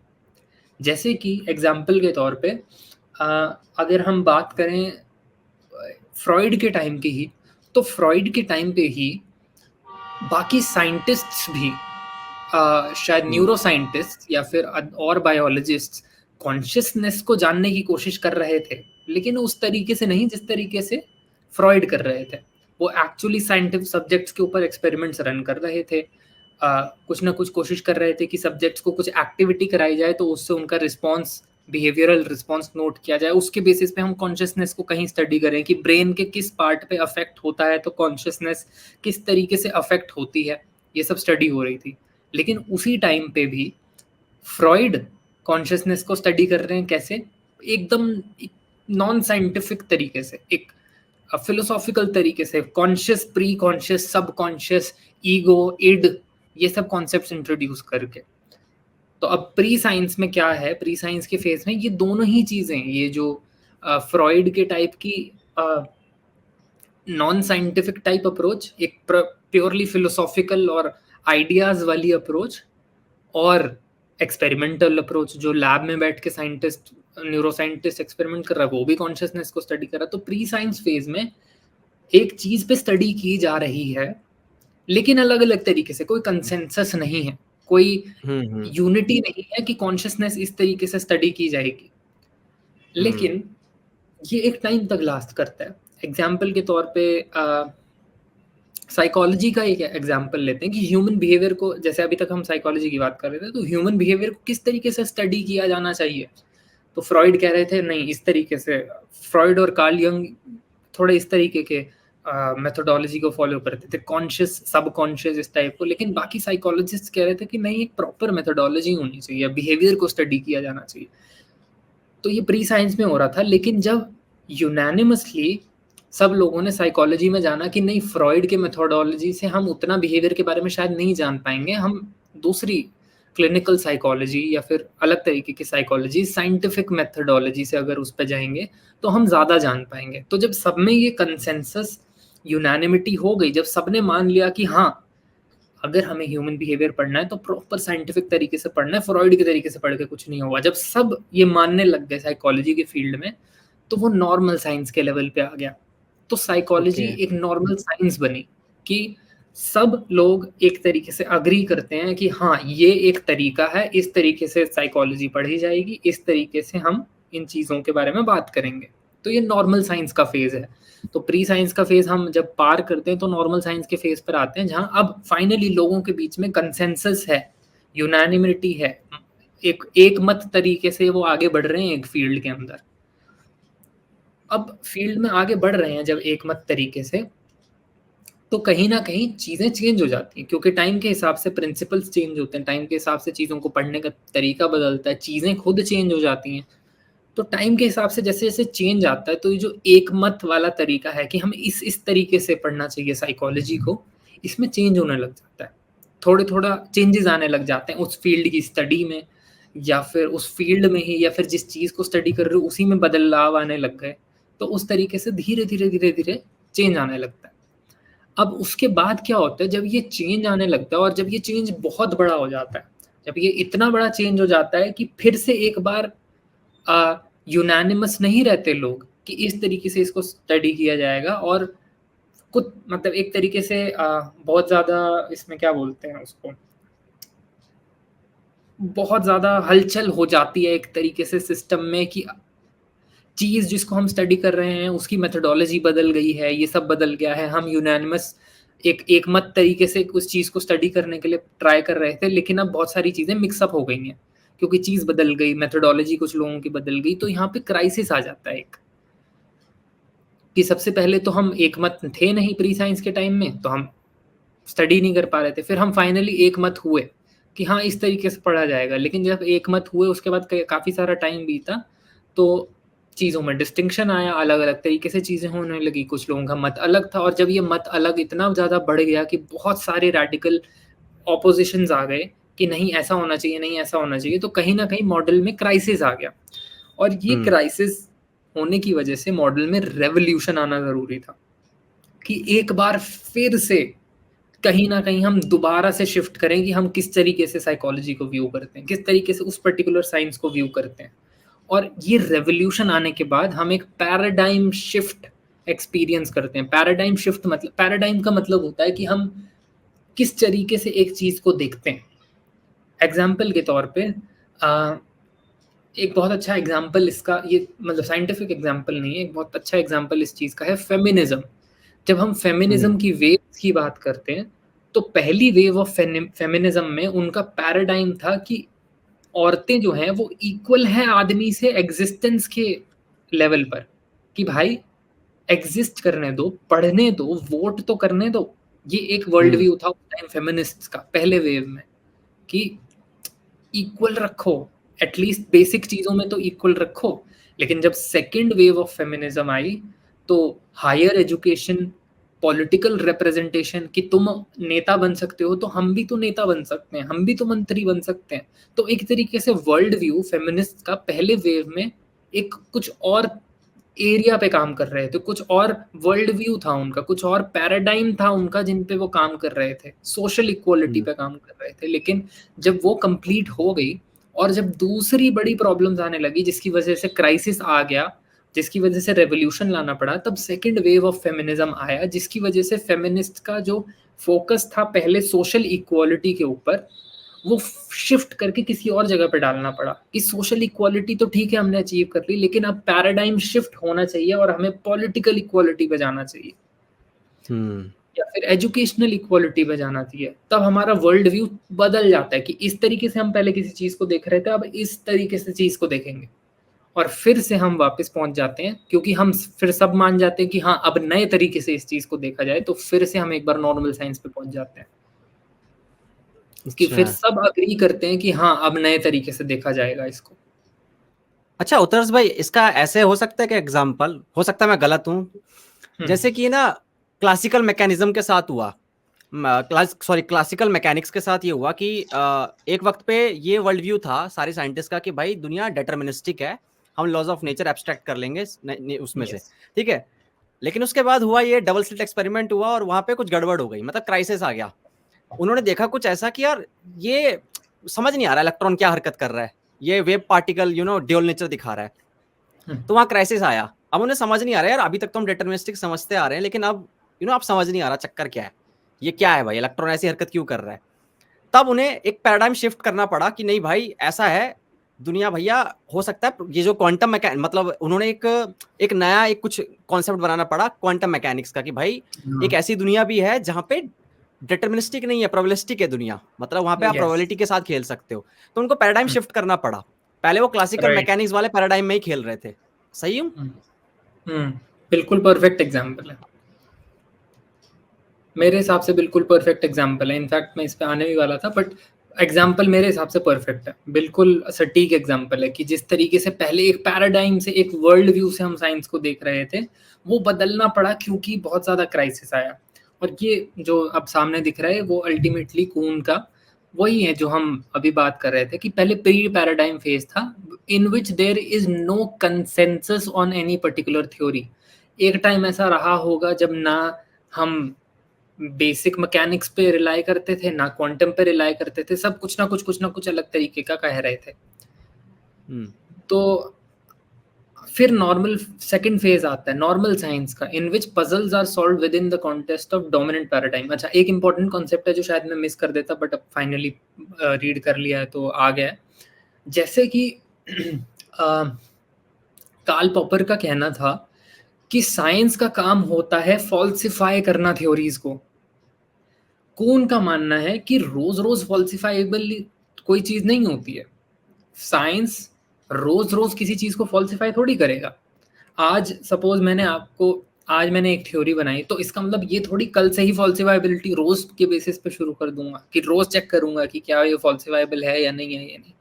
तो कून का मानना था कि साइंस जो है सिर्फ इतने बड़े बड़े बड़े बड़े रेवोल्यूशनरी काम नहीं करती है, साइंस नॉर्मल साइंस भी होती है, साइंस छोटे छोटे काम भी करती है। और इसको वो कहते थे पजल सॉल्विंग, कि साइंस जो है सिर्फ रेवोल्यूशन पे नहीं चलती। क्योंकि कार्ल पॉपर के जब आपने अभी फिलोसफी पढ़ी तो उसमें यही दिखता है, कार्ल पॉपर फॉल्सिफिकेशन के बड़े फेवर में है कि साइंस का काम है फॉल्सिफाई करना फॉल्सिफाई करना फॉल्सिफाई करना। पर कौन कहते हैं कि फॉल्सिफाई रोज तो नहीं कर सकते हो आप, सिर्फ रेवोल्यूशनरी साइंस साइंस नहीं होती। नॉर्मल साइंस भी साइंस होती है जो रोज के बेसिस पे होती है। जब एक साइंटिस्ट अपने घर से सुबह उठ के लैब जाता है तो वो रोज फॉल्सिफाई करने नहीं जाता है चीजों को, वो पजल्स सॉल्व करने जाता है, वो छोटी छोटी ऐसी चीजें करना जाता है जिससे साइंस धीरे धीरे आगे बढ़ती है, और इसको वो कहते हैं पजल सॉल्विंग। तो पजल सॉल्विंग कून के हिसाब से साइंस का फंडामेंटल काम होता है। जहां पॉपर का हिसाब से साइंस का फंडामेंटल काम होता है फॉल्सिफाई करना, कून के हिसाब से साइंस का फंडामेंटल काम होता है पजल सॉल्विंग। पजल सॉल्विंग मतलब रोज छोटे छोटे छोटे ऐसे चीजें सॉल्व करना, ऐसे प्रॉब्लम सॉल्व करना जिससे ग्रेजुअली साइंस आगे बढ़ती है। तो ये सेकंड फेज में होता है जिसको हमने नॉर्मल साइंस बोला। अब थर्ड फेज में क्या होता है कि if the paradigm proves chronically unable to account for anomalies the community enters a crisis period. Exactly जो क्वांटम के साथ हुआ कि जब डबल स्प्लिट एक्सपेरिमेंट हुआ तो एनोमली आई कि ये क्या हो गया, अभी तक जो हम कर रहे थे उसमें तो फिट हो नहीं रहा है ये, तो एक क्राइसिस पीरियड आ गया कि अब क्या किया जाए। तो इसलिए फोर्थ फेज जब पैराडाइम शिफ्ट हुआ तो एक साइंटिफिक रेवोल्यूशन हुआ। जब क्वांटम मैकेनिक्स इंट्रोड्यूस हुआ तो साइंस के लिए बहुत बड़ी डील थी ये कि oh this is a new way in which we can look at science. अभी तक हम इसको इस लेंस से देख रहे थे लेकिन देखो इसको इस तरीके से भी देखा जा सकता है। तो यहाँ पे पैराडाइम शिफ्ट हुआ नॉर्मल मैकेनिक्स से, क्लासिकल मैकेनिक्स से क्वांटम मैकेनिक्स पे जब हम आते हैं। तो यही है, the underlying assumptions of the field are re-examined and a new paradigm is established, post dominance is established and so scientists return to normal science solving puzzles। अच्छा, पैराडाइम शिफ्ट करने के बाद जैसे क्लासिकल मैकेनिक्स में anomalies निकली, quantum mechanics बनी, revolution आया। अब क्वांटम मैकेनिक्स आने के बाद अगले ही दिन दूसरा रेवोल्यूशन तो नहीं आ जाएगा, फिर साइंटिस्ट क्या करेगा लैब में जाके, वही पजल सॉल्व करेगा। अब वो क्वांटम तरीके से पजल सॉल्व करेगा और रोज धीरे धीरे आगे बढ़ाएगा जब तक अगली एनोमली नहीं मिलती। तो ये उसका वो है। ये भी एक इनफैक्ट बड़ा अच्छा डायग्राम मेरे को लगता है कि ये पैराडाइम इनिशियली लेफ्ट साइड से शुरू करें हम तो पैराडाइम चलता हुआ आ रहा है एक नॉर्मल साइंस की उसमें, जिसमें दिखा रहा है क्या, sun and Mars revolve around the earth. ये हमारा पहले का वो था जब हम ये जियोसेंट्रिक मॉडल्स थे हमारे कि अर्थ जो है सेंटर में, सब हमारे चारों तरफ घूम रहा है। फिर एक क्राइसिस आया, अच्छा ऑब्जर्व एनोमलीज। तो ऊपर एनोमलीज जब हमने ऑब्जर्व करी कि अरे यार अगर अर्थ सेंटर में है तो फिर ये सब शायद एक्लिप्सिस प्रॉपरली उस तरीके से मैच नहीं हो रहा है। अगर अर्थ सेंटर में होती तो ये सब चीजें नहीं होनी चाहिए थी। तो हमने एनोमलीज देखी कि हाँ यार ये कैसे हो सकता है। तो उन एनोमलीज से क्राइसिस आया कि नहीं यार कुछ तो गड़बड़ है। और जब कुछ गड़बड़ पता चली तो हमने एक रेवोल्यूशन लाया कि नहीं कुछ बदलने का टाइम आ चुका है। और जब हमने रेवोल्यूशन आया तो हम एक स्टेप ऊपर चढ़े, इसलिए ये जो ग्राफ है ऊपर जा रहा है, एक स्टेप ऊपर चढ़े और नए पैराडाइम पे आए।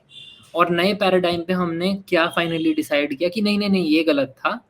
अब अर्थ और मार्स जो है वो बाहर के ऑर्बिट्स में है और बीच में सन है। अब ये पैराडाइम आया, अब ये न्यू पैराडाइम बन गया। लेकिन अब ये न्यू पैराडाइम का क्या होगा, अब ये न्यू पैराडाइम अगले ही दिन थोड़ी ना बदल जाएगा। इसमें भी नॉर्मल साइंस चलती रहेगी जब तक एक और क्राइसिस नहीं आ जाता। तो ये जो प्रोसेस है ये ऐसे ही चलता रहेगा, ऐसे लाइन खींचेगी फिर बीच में ऊपर आएगा, फिर ऐसे लाइन खींचेगी फिर बीच में ऊपर आएगा। ये रोज रोज ऊपर नहीं जाएगा। अगर पॉपर के हिसाब से चलें तो पॉपर सिर्फ फॉल्सिफिकेशन बोलते हैं। फॉल्सिफिकेशन मतलब ये वाला क्राइसिस वाला फेज आ जाएगा। अब रोज रोज तो फॉल्सिफिकेशन नहीं हो सकती है ना, रोज रोज तो हमें पजल सॉल्विंग करनी पड़ेगी। तो कौन ने बोला कि रेवोल्यूशन आया, यहाँ पे फॉल्सिफाई हुई चीज, लेकिन उसके बाद हम नॉर्मल साइंस न्यू पैराडाइम में भी नॉर्मल साइंस ही करते रहेंगे। तो ये ऑल ओवर कून का आइडिया था और ये मैंने इनफैक्ट डाला ताकि अच्छा सा एक आइडिया हो जाए। कार्ल पॉपर कहते थे कि science is always critical because scientist always try to falsify. Popper का मानना ये, लेकिन कून क्या कह रहे हैं, साइंस क्रिटिकल तो है लेकिन क्रिटिकल होना सिर्फ एक इसका छोटा सा पार्ट है। Only at specific and exceptional moment science becomes critical. जब क्राइसिस आता है, जब रेवोल्यूशन आता है, सिर्फ तभी फॉल्सिफिकेशन काम में आता है। बाकी दिनों पे रोज रोज फॉल्सिफिकेशन नहीं हो रहा है। ये कौन का मानना था। पॉपर कह रहे हैं कि science begins with problems and then proceeds via falsification. की प्रॉब्लम आती है, फॉल्सिफाई करते हैं, फिर आगे बढ़ते हैं। लेकिन कौन कह रहे हैं नॉर्मल साइंस जो है वो रोज के रोज चल रही है रोजमर्रा जिंदगी में, conducted in paradigms gradually extended via puzzle solving. Exactly, एक साइंटिस्ट जब उठ रहा है रोज सुबह 9 बजे लैब जा रहा है, तो वो रोज फॉल्सिफाई करने नहीं जा रहा है कुछ, वो एक पजल सॉल्व करने जा रहा है धीरे धीरे साइंस को आगे बढ़ाने के लिए। पॉपर कह रहे हैं कि the best scientist propose bold theories, test them and give them up if falsified. Scientist का काम है वही थ्योरी देना, टेस्ट करना, और फॉल्सिफाई हो गई तो हटा देना। लेकिन कौन कह रहे हैं कि साइंटिस्ट जो है वो पैराडाइम्स में काम कर रहे हैं, पैराडाइम्स के काम कर रहे हैं, वो रोज रोज फॉल्सिफाई भी नहीं कर रहे हैं। वो कह रहे, पॉपर कह रहे हैं, पॉपर जो है इन्फ्लुएंस थे किस चीज से, रेवोल्यूशन से, कि रेवोल्यूशन लाओ, फॉल्सिफाई करो, नई चीजें लाओ। लेकिन कौन कह रहे हैं कि नहीं, एक पैराडाइम चल रहा है, जब तक क्राइसिस नहीं आता तब तक उस पैराडाइम में ही काम चलेगा, नॉर्मल साइंस चलती रहेगी। जैसा कि मैंने पहले भी बोला, पॉपर फॉल्सिफिकेशन पे फोकस करते थे, और कून जो है प्रॉब्लम सॉल्विंग प्रोसेस, जिसको पजल सॉल्विंग कहते हैं, उस पे। पॉपर मानते हैं कि साइंस कब प्रोग्रेस करती है, जब हम सच की तरफ मूव करते हैं। लेकिन कौन मानते हैं कि साइंस प्रोग्रेस करती है when there is a progress in problem solving and not getting closer to truth, because it focuses on searching for a new theory that works better for problems that older theory wasn't able to solve। जो पुराना paradigm नहीं कर पा रहा था, जो classical mechanics नहीं कर पा रही थी, उसकी वजह से रेवोल्यूशन आया, उसकी वजह से क्वांटम मैकेनिक्स आया, और क्वांटम मैकेनिक्स से हम नए प्रॉब्लम सॉल्व कर पा रहे हैं जो क्लासिकल मैकेनिक्स नहीं सॉल्व कर पा रहा था। इससे साइंस आगे बढ़ता है, थॉमस कून का ये मानना था। तो ऑल इन ऑल ये डिफरेंस मेरे हिसाब से दोनों में रहा है, और इसीलिए मतलब यही इसी बात को लेके क्रिटिकल थे मोस्टली कून पॉपर के, क्योंकि पॉपर सिर्फ फॉल्सिफिकेशन पे फोकस थे और कून का फॉल्सिफिकेशन में था इंटरेस्ट, बट सिर्फ रेवोल्यूशन के टाइम पे। नॉर्मल साइंस पजल सॉल्विंग चलती रहनी चाहिए। कि अगर साइंटिस्ट एक पैराडाइम में रह के काम कर रहा है ना, तो उसको कुछ चीजें फॉर ग्रांटेड लेनी पड़ेगी, वो क्रिटिकल नहीं हो सकता रोज रोज उसको लेकर। अगर वो रोज क्रिटिकल होगा तो वही वाली बात है, कार्ल पॉपर वाली बात है ना। तो आप कुछ चीजों क्रिटिकल नहीं होते हो, फॉर ग्रांटेड लेते हो, और फॉर ग्रांटेड लेने के कारण ही एनोमलीज क्रिएट भी होती है फ्यूचर में। एक रीजन ये भी होता है, और वो क्राइसिस भी इसलिए आता है क्योंकि डिटरमिनिस्टिक मैं समझ रहा हूँ दुनिया को। अब मैं न्यूटोनियन फिजिक्स हर जगह लगा रहा हूँ, अब मैं हर जगह न्यूटोनियन फिजिक्स लगा रहा हूँ, यहाँ पे भी लगाऊंगा मैं, मुझे लग रहा है कि भाई क्लासिकल मैकेनिक्स हर जगह अप्लाई होती है, मेरे को ये लगता है, फॉर ग्रांटेड ले रहा हूँ, ये तो हर जगह अप्लाई हो ही जाएगा। क्राइसिस आया क्या, मैंने ऐसे कुछ ऑब्जर्व किया एंड देन मैं डर गया, भाई ये क्या हो रहा है, चक्कर हो गया भाई, कुछ गड़बड़ हो गया। मैं क्रिटिकल नहीं था ना, मैं क्रिटिकल होता तो मैं उस समय भी चेक कर रहा होता कि यार क्लासिकल मैकेनिक्स को लेके भी मैं जांचता रहता, लेकिन मैं क्रिटिकल नहीं था, फॉर ग्रांटेड ले लिया, उस पैराडाइम में काम किया, क्राइसिस आया एंड देन मुझे रिवोल्यूशन लाना पड़ा, एक नई फील्ड को लेकर, है ना, क्वांटम मैकेनिक्स को लेकर आना पड़ा। तो ये जो लोग बोलते हैं ना, मुझे उनको बोलना है कि भाई साइंस भी उतना मतलब इतना क्रिटिकल नहीं है जितना तुम्हें लगता है, वो पैराडाइम में रह के काम करता है। कुछ ऐड करना है इस पे?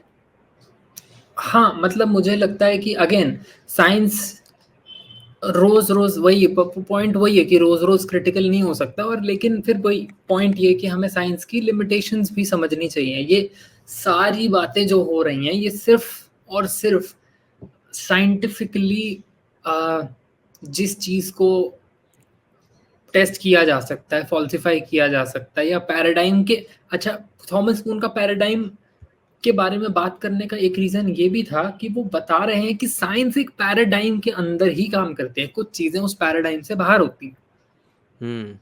साइंटिफिक पैराडाइम जो है, जैसे क्लासिकल मैकेनिक्स है, तो वो मैकेनिस्टिकली वर्ल्ड को देख रहा है, नेचुरल चीजों को देख रहा है, कॉजालिटी को देख रहा है कि अगर XYZ है मेरे पास, तो वो उसका क्या रीजन रहा होगा कि वो एग्जिस्टेंस में आया, क्या कॉज होगी उसकी। तो हम जब उसके कॉज को स्टडी करेंगे तो हम पाएंगे कि ABC उसका कॉज था, तो हम उसकी कॉज बना लेंगे, हाँ ABC इसका कॉज था, फिर ABC की कॉज जाएंगे, तो अल्टीमेटली डिटर्मिनिस्टिक वो एक आइडिया आ जाता है। पर बात ये है कि वो जो जब हम क्लासिकल मैकेनिक्स की बात कर रहे थे तो हम उस पैराडाइम में काम कर रहे थे, इसका मतलब ये भी था कि उस पैराडाइम के अंदर कुछ स्पेसिफिक चीजें थी जिसके ऊपर हम काम कर रहे थे। उस पैराडाइम के बाहर ऐसा बहुत कुछ था जिस पे साइंस काम नहीं कर रहा था। इनिशियली जब हमने बात करी थी कि साइंटिसिज्म वाले जो लोग होते हैं, साइंटिज्म वाले, कि साइंस ही सब कुछ है, उसका भी कहीं ना कहीं से आप एक आइडिया ले सकते हो कि साइंस अगर काम कर रही है तो पैराडाइम में ही तो काम कर रही है। पैराडाइम शिफ्ट भी होता है, तो उस जब पैराडाइम शिफ्ट होता है तो नया पैराडाइम बनता है, और उस पैराडाइम के अंदर ही काम हो रहा होता है। पैराडाइम के बाहर बहुत सारी चीजें होती है, मेटाफिजिकल चीजें होती हैं, जिसपे कभी साइंस काम नहीं कर रहा होता। और इसका मतलब ये नहीं है कि वो स्यूडो साइंटिफिक है, इसका मतलब ये है कि वो नॉन साइंटिफिक है। नॉन साइंटिफिक होना यानी कि साइंस के एरिया में, पैराडाइम में लाए ना करना, दैट्स ऑल। तो मेरे को लगता है ये भी इम्पोर्टेंट है यहाँ पे जानना कि पैराडाइम में अगर काम हो रहा है तो पैराडाइम के अंदर की चीज़ों पे ही काम हो रहा है। तो बेसिकली जिनका आपने नाम लिया, पॉल फेयरबैंड, इनका जो फिलॉसफी था उसको कहते हैं एपिस्टेमोलॉजिकल एनार्किज्म। अब वही है, फिलॉसफी में बहुत सारे ऐसे शब्द होते हैं जो बस दिखने में भारी होते हैं, फंडामेंटल समझ जाओ तो कुछ नहीं होता है। एपिस्टेमोलॉजिकल एनार्किज्म, अब पॉडकास्ट के शुरू में मैंने एपिस्टेमोलॉजी का मतलब बताया था। एपिस्टेमोलॉजी मतलब जब भी हम ज्ञान की बात करते हैं कि मुझे ज्ञान कैसे प्राप्त होता है, उसको हम एपिस्टेमोलॉजी कहते हैं। कि किसी भी चीज का मेरे को ज्ञान कैसे हो रहा है, किस वे से हो रहा है, उसको हम एपिस्टेमोलॉजी कहते हैं। जब भी हम ज्ञान की स्टडी करते हैं तो एपिस्टेमोलॉजी तो वहां से आ गया। एनार्किज्म हम जैसे हम सोशल पॉलिटिकल फिलोसफी में या पॉलिटिकल आइडिया समझते हैं एनार्की का, उसी से आ गया। एनार्की का मतलब होता है कि जब सब डिसॉल्व हो जाता है स्टेट एक तरीके से, जब कोई सरकार नहीं रहती है, एक तरीके से लॉलेसनेस होती, कोई लॉ नहीं होता, कोई रूल्स नहीं होते, तब एनार्की की स्टेट आ जाती है। कि जैसे सरकार अभी है, लेकिन अगर सब डिसॉल्व हो जाए, कि सरकार एग्जिस्ट करना बंद कर दे और कोई डेमोक्रेसी ना रह जाए, कुछ भी ना बचे, अब बस कुछ लोग एग्जिस्ट कर रहे हैं एक लैंड मास पे, वो एनार्की है। कि कुछ लॉ नहीं है, कुछ रूल नहीं है, तो कुछ भी चल रहा है। तो बेसिकली एग्जैक्टली, और इनकी फिलोसफी भी ऐसे ही है, और इन्होंने लिटरली लिखा भी हुआ है कि कुछ भी चलने दो, एक तरीके से यही कहा हुआ है। तो एपिस्टेमोलॉजिकल एनार्किज्म का भी मतलब यही है कि जब एपिस्टेमोलॉजी की बात हो, इस चीज की बात हो कि ज्ञान कैसे लिया जाए, तो उस केस में आप एनार्किक हो जाओ कि कुछ भी चल रहा हो, कुछ भी चलेगा तो वो ठीक है। एनार्की का मतलब यही होता है कि कुछ भी, किसी भी तरीके से कोई कुछ भी कर रहा है तो वो ठीक है। एपिस्टेमोलॉजिकल एनार्किज्म मतलब किसी भी तरीके से नॉलेज ली जा रही हो तो वो ठीक है। और फिलोसफी ऑफ साइंस के अंदर हम क्यों इनको पढ़ रहे हैं, क्यों जान रहे हैं? क्योंकि एपिस्टेमोलॉजी, जैसा कि मैंने शुरुआत में बताया था, साइंस एक तरीका है चीज़ों के बारे में जानने का। साइंस नेचुरल वर्ल्ड को समझने की कोशिश करता है, उसके बारे में ज्ञान अर्जित करने की कोशिश करता है। तो एपिस्टेमोलॉजी का पार्ट हुआ, साइंस एक टाइप ऑफ एपिस्टेमोलॉजी है, तो इसलिए हम इनको फिलोसफी ऑफ साइंस के अंदर कंसिडर करते हैं। फेराबेंड का पॉइंट क्या था? जैसा कि मैंने अभी बताया कि एनार्की मतलब जो चल रहा है वो चल रहा है, सब बढ़िया है। तो फेराबेंड का भी मतलब यही था, मतलब फेराबेंड का भी कहना यही था क्या, कि there is no fixed scientific method, it is best to have an anything goes attitude towards methodology. कहने का मतलब सिंपली, जैसा कि अभी शुरुआत में हमने बताया था, शुरुआत में हमने डिस्कस किया कि इंडक्टिव रीजनिंग क्या होती है, डिडक्टिव रीजनिंग क्या होती है। कोई कहता है कि इंडक्शन से हाइपोथेसिस बनाओ, लेकिन ह्यूम कहते हैं कि नहीं नहीं नहीं नहीं नहीं, इंडक्शन यूज करोगे तो इंडक्शन में तो प्रॉब्लम आ जाएगी, इसलिए डिडक्शन यूज करो। तो कार्ल पॉपर कहते हैं कि नहीं नहीं नहीं नहीं, इंडक्शन यूज करो, लेकिन अब जब प्रॉब्लम आए तो फॉल्सिफिकेशन लगा। तो ये मेथोडोलॉजी बनाने की कोशिश कर रहे हैं, हर कोई अपनी मेथोडोलॉजी बना रहा है। पॉपर अपना एक मेथड बना रहे हैं फॉल्सिफाइबिलिटी का, कून अपना एक मेथड बना रहे हैं पैराडाइम शिफ्ट का, और नॉर्मल साइंस का, पजल सॉल्विंग का। ठीक है, इस सब की एक मेथड बना रहे हैं कि इस तरीके से इंडक्टिव मेथड से होना चाहिए या डिडक्टिव मेथड से होना चाहिए। फेराबेंड का इस सबसे कोई कंसर्न है ही नहीं।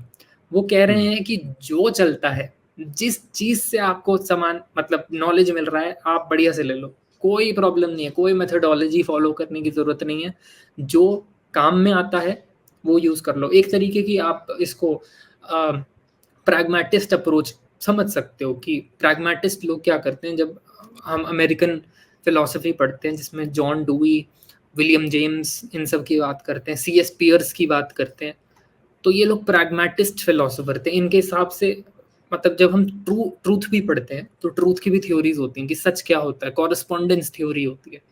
कोहेरेंस थ्योरी होती है, और एक थ्योरी होती है प्रैग्मेटिक थ्योरी। प्रैग्मेटिक थ्योरी ये कहती है कि जो भी आपकी यूटिलिटी में आपको सर्व कर रहा है वही चीज सच है, वही चीज ट्रू है। तो एक तरीके से प्रैग्मेटिसिज्म का ही एक काइंड ऑफ ये झलक दिखाता है हमें कि जो चल रहा है, जो भी प्रैग्मेटिक है तुम्हारे लिए, जो भी तुम्हारे लिए वर्क कर रहा है, उस मेथडोलॉजी को फॉलो कर लो। कोई फिक्स्ड मेथडोलॉजी साइंस में, साइंटिफिक मेथड में नहीं होनी चाहिए ज्ञान अर्जित करने के लिए। इसलिए एपिस्टेमोलॉजिकल एनार्किज्म, ये वर्ड वहीं से आ रहा है, ये पहली लाइन जो हमने पढ़ी कि कुछ भी चल रहा है, एनार्किज्म किस चीज के लिए कुछ भी चल रहा है, साइंटिफिक मेथड, साइंटिफिक नॉलेज लेने के लिए, एपिस्टेमोलॉजी। तो in his book Against Method and Science in a Free Society, Feyerabend defended the idea that there are no methodological rules which are always used by scientists. ऐसा कोई भी rule उनके हिसाब से नहीं है जो हमेशा यूज किया जाता है। एग्जाम्पल के तौर पे जैसे हमने देखा कि अब जो रूल क्लासिकल मैकेनिक्स में यूज किया जा रहा था, क्या वो रूल्स क्वांटम में यूज किए जा रहे हैं? नहीं। तो क्वांटम के रूल्स क्वांटम में यूज किए जा रहे हैं, क्लासिकल के रूल्स क्लासिकल में यूज किए जा रहे हैं। तो ऐसा कोई भी रूल या मेथड्स या लॉज नहीं है जो हमेशा हर जगह यूज किए जा रहे हैं। अब जैसे कि हम एक्सेप्शंस की बात करते हैं, एनोमलीज की बात करते हैं कि जैसे टाइम को हम डिस्क्राइब करते हैं, लेकिन वही टाइम जब ब्लैक होल में हम उसको डिस्क्राइब करते हैं तो पूरी डायमेंशंस बदल जाते हैं, उसका नजरिया टाइम को देखने का पूरी तरीके से बदल जाता है। तो कह रहे हैं कि कोई भी फिक्स्ड मेथोडोलॉजिकल रूल्स नहीं है किसी भी चीज को स्टडी करने के लिए जो साइंटिस्ट को यूज किए जा रहे हैं, क्योंकि साइंटिस्ट जब टाइम को यहाँ पे मेजर करने की कोशिश कर रहे हैं तो एक अलग तरीके से हो रहा है, ब्लैक होल्स की बात कर रहे हैं तो अलग तरीके से हो रहा है। तो यही है, और इनकी बुक से मैंने ये निकाला है जिसका ये कोट इन्होंने लिखा था, अपनी किताब में डाल रखा है।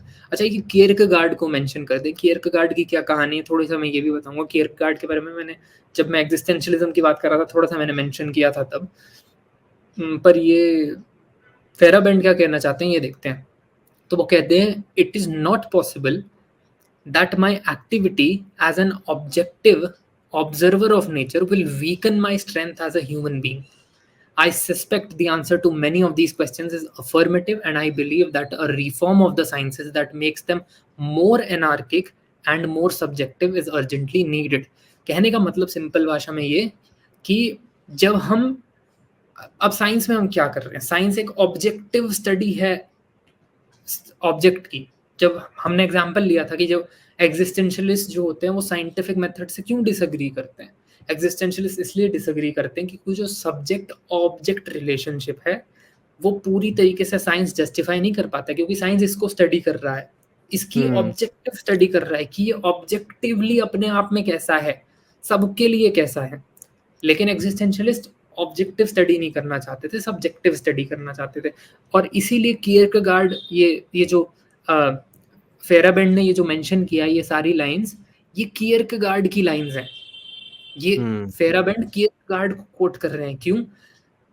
क्योंकि कियरकेगार्ड सब्जेक्टिविटी की बात कर रहे थे।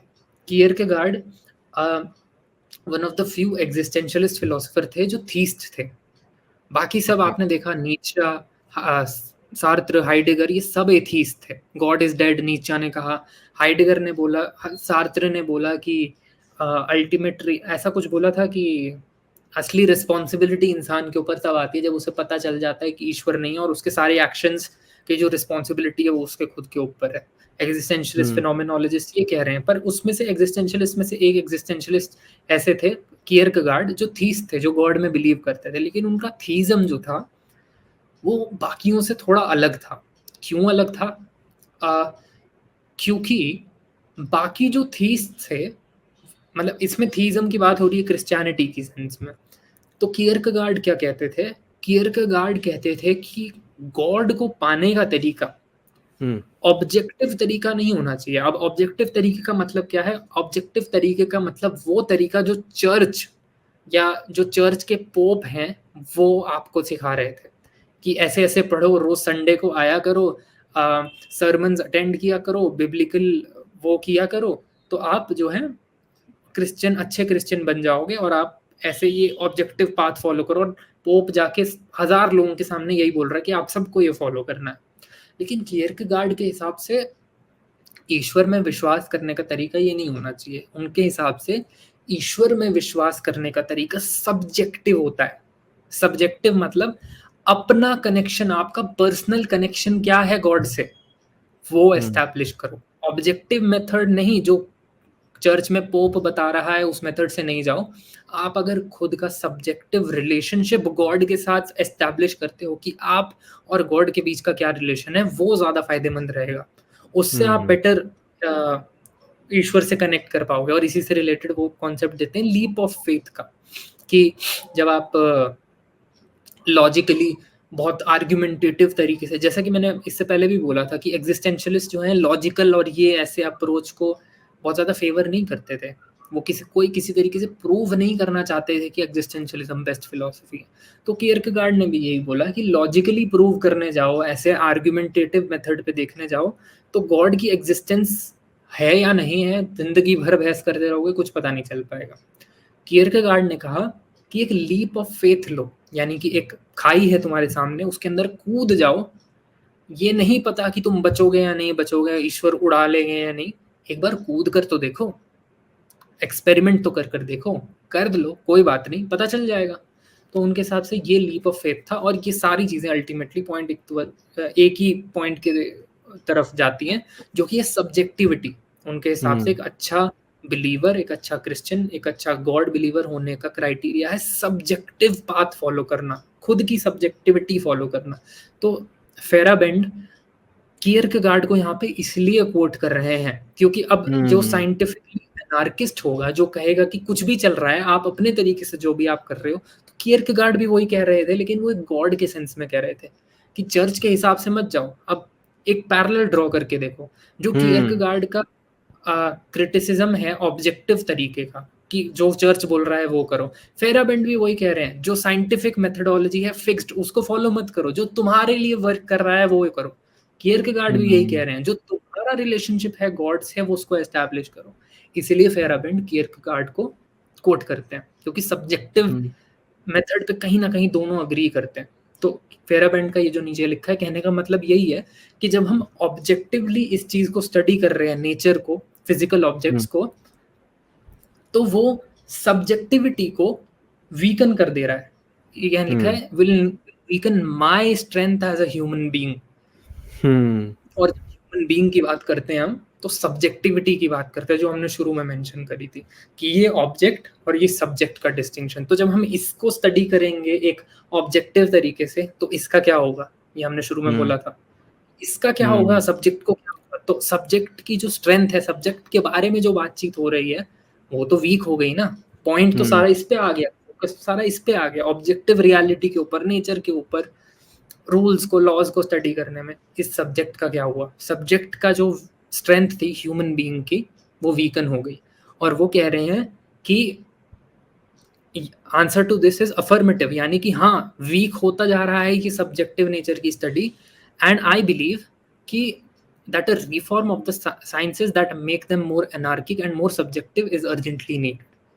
कि साइंस में ऐसा तरीका आना चाहिए जिसकी वजह से साइंसेस जो हैं, साइंटिफिक मेथोडोलॉजीज जो हैं, वो सब्जेक्टिव हो पाए, जिस तरीके से कियरकेगार्ड बोल रहे थे।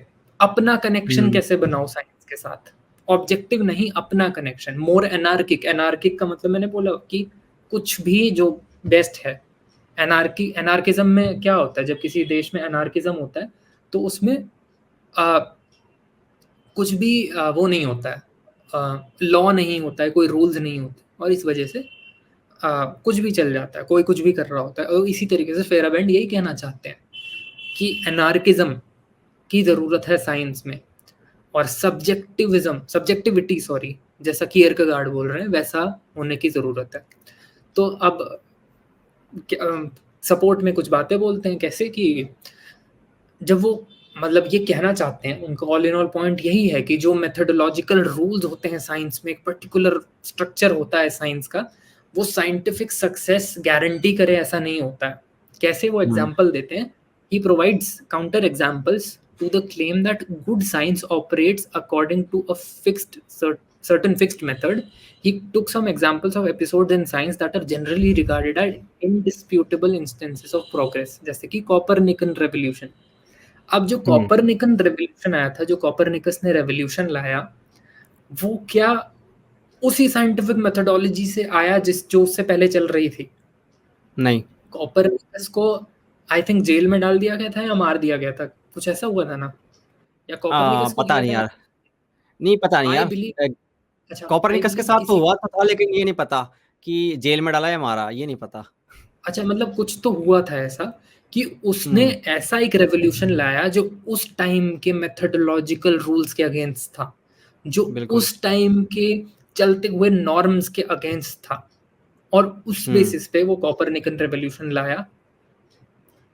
और वो कॉपरनिकन रेवोल्यूशन आता ही नहीं अगर वो उसी मेथोडोलॉजिकल तरीके से काम करता रहता। उसने मेथोडोलॉजिकल तरीके से बाहर सोचा, जो उसके लिए काम करता था उसने वो हम्म। सोचा, और इसी वजह से तो चेंज आया। And he hmm. Argued that these episodes violated all common perspective rules of science. Copernican revolution उस टाइम का जो साइंस था उसको वायलेट ही तो किया। उस टाइम का साइंस नहीं मानने को तैयार था, लेकिन हम्म। कॉपरनिकस ने उसके बाहर जाके कुछ किया। तो और नीचे ये लिखा है, moreover he claimed that applying such rules in these historical situations would actually have prevented scientific revolutions। कि अगर ये जो certain rules हमारे methodologic structure था, एक कॉन्क्रीट स्ट्रक्चर था, अगर इसी के बेसिस पे कॉपरनिकस या फिर जो जितने भी साइंटिफिक रेवोल्यूशन हुए हमारे, अगर यही स्ट्रक्चर्स के बेसिस पे वही साइंटिस्ट काम करते रहते तो ये साइंटिफिक रेवोल्यूशन कभी आते ही नहीं। साइंटिफिक हम्म। रेवोल्यूशन आए ही इसलिए क्योंकि ये प्रॉपर स्ट्रक्चर्स, प्रॉपर रूल्स के साथ उन साइंटिस्ट ने काम नहीं किया, कुछ बाहर सोचा, एनार्किक तरीके से सोचा। क्योंकि अगर वो हम्म। उसी मेथड में बंधे हुए रहते तो शायद रेवोल्यूशन आता ही नहीं। तो अब बात क्या आती है, ad hoc adjustment। अच्छा, Feyerabend argued that scientists often resort to ad hoc adjustment to protect their theories from falsification।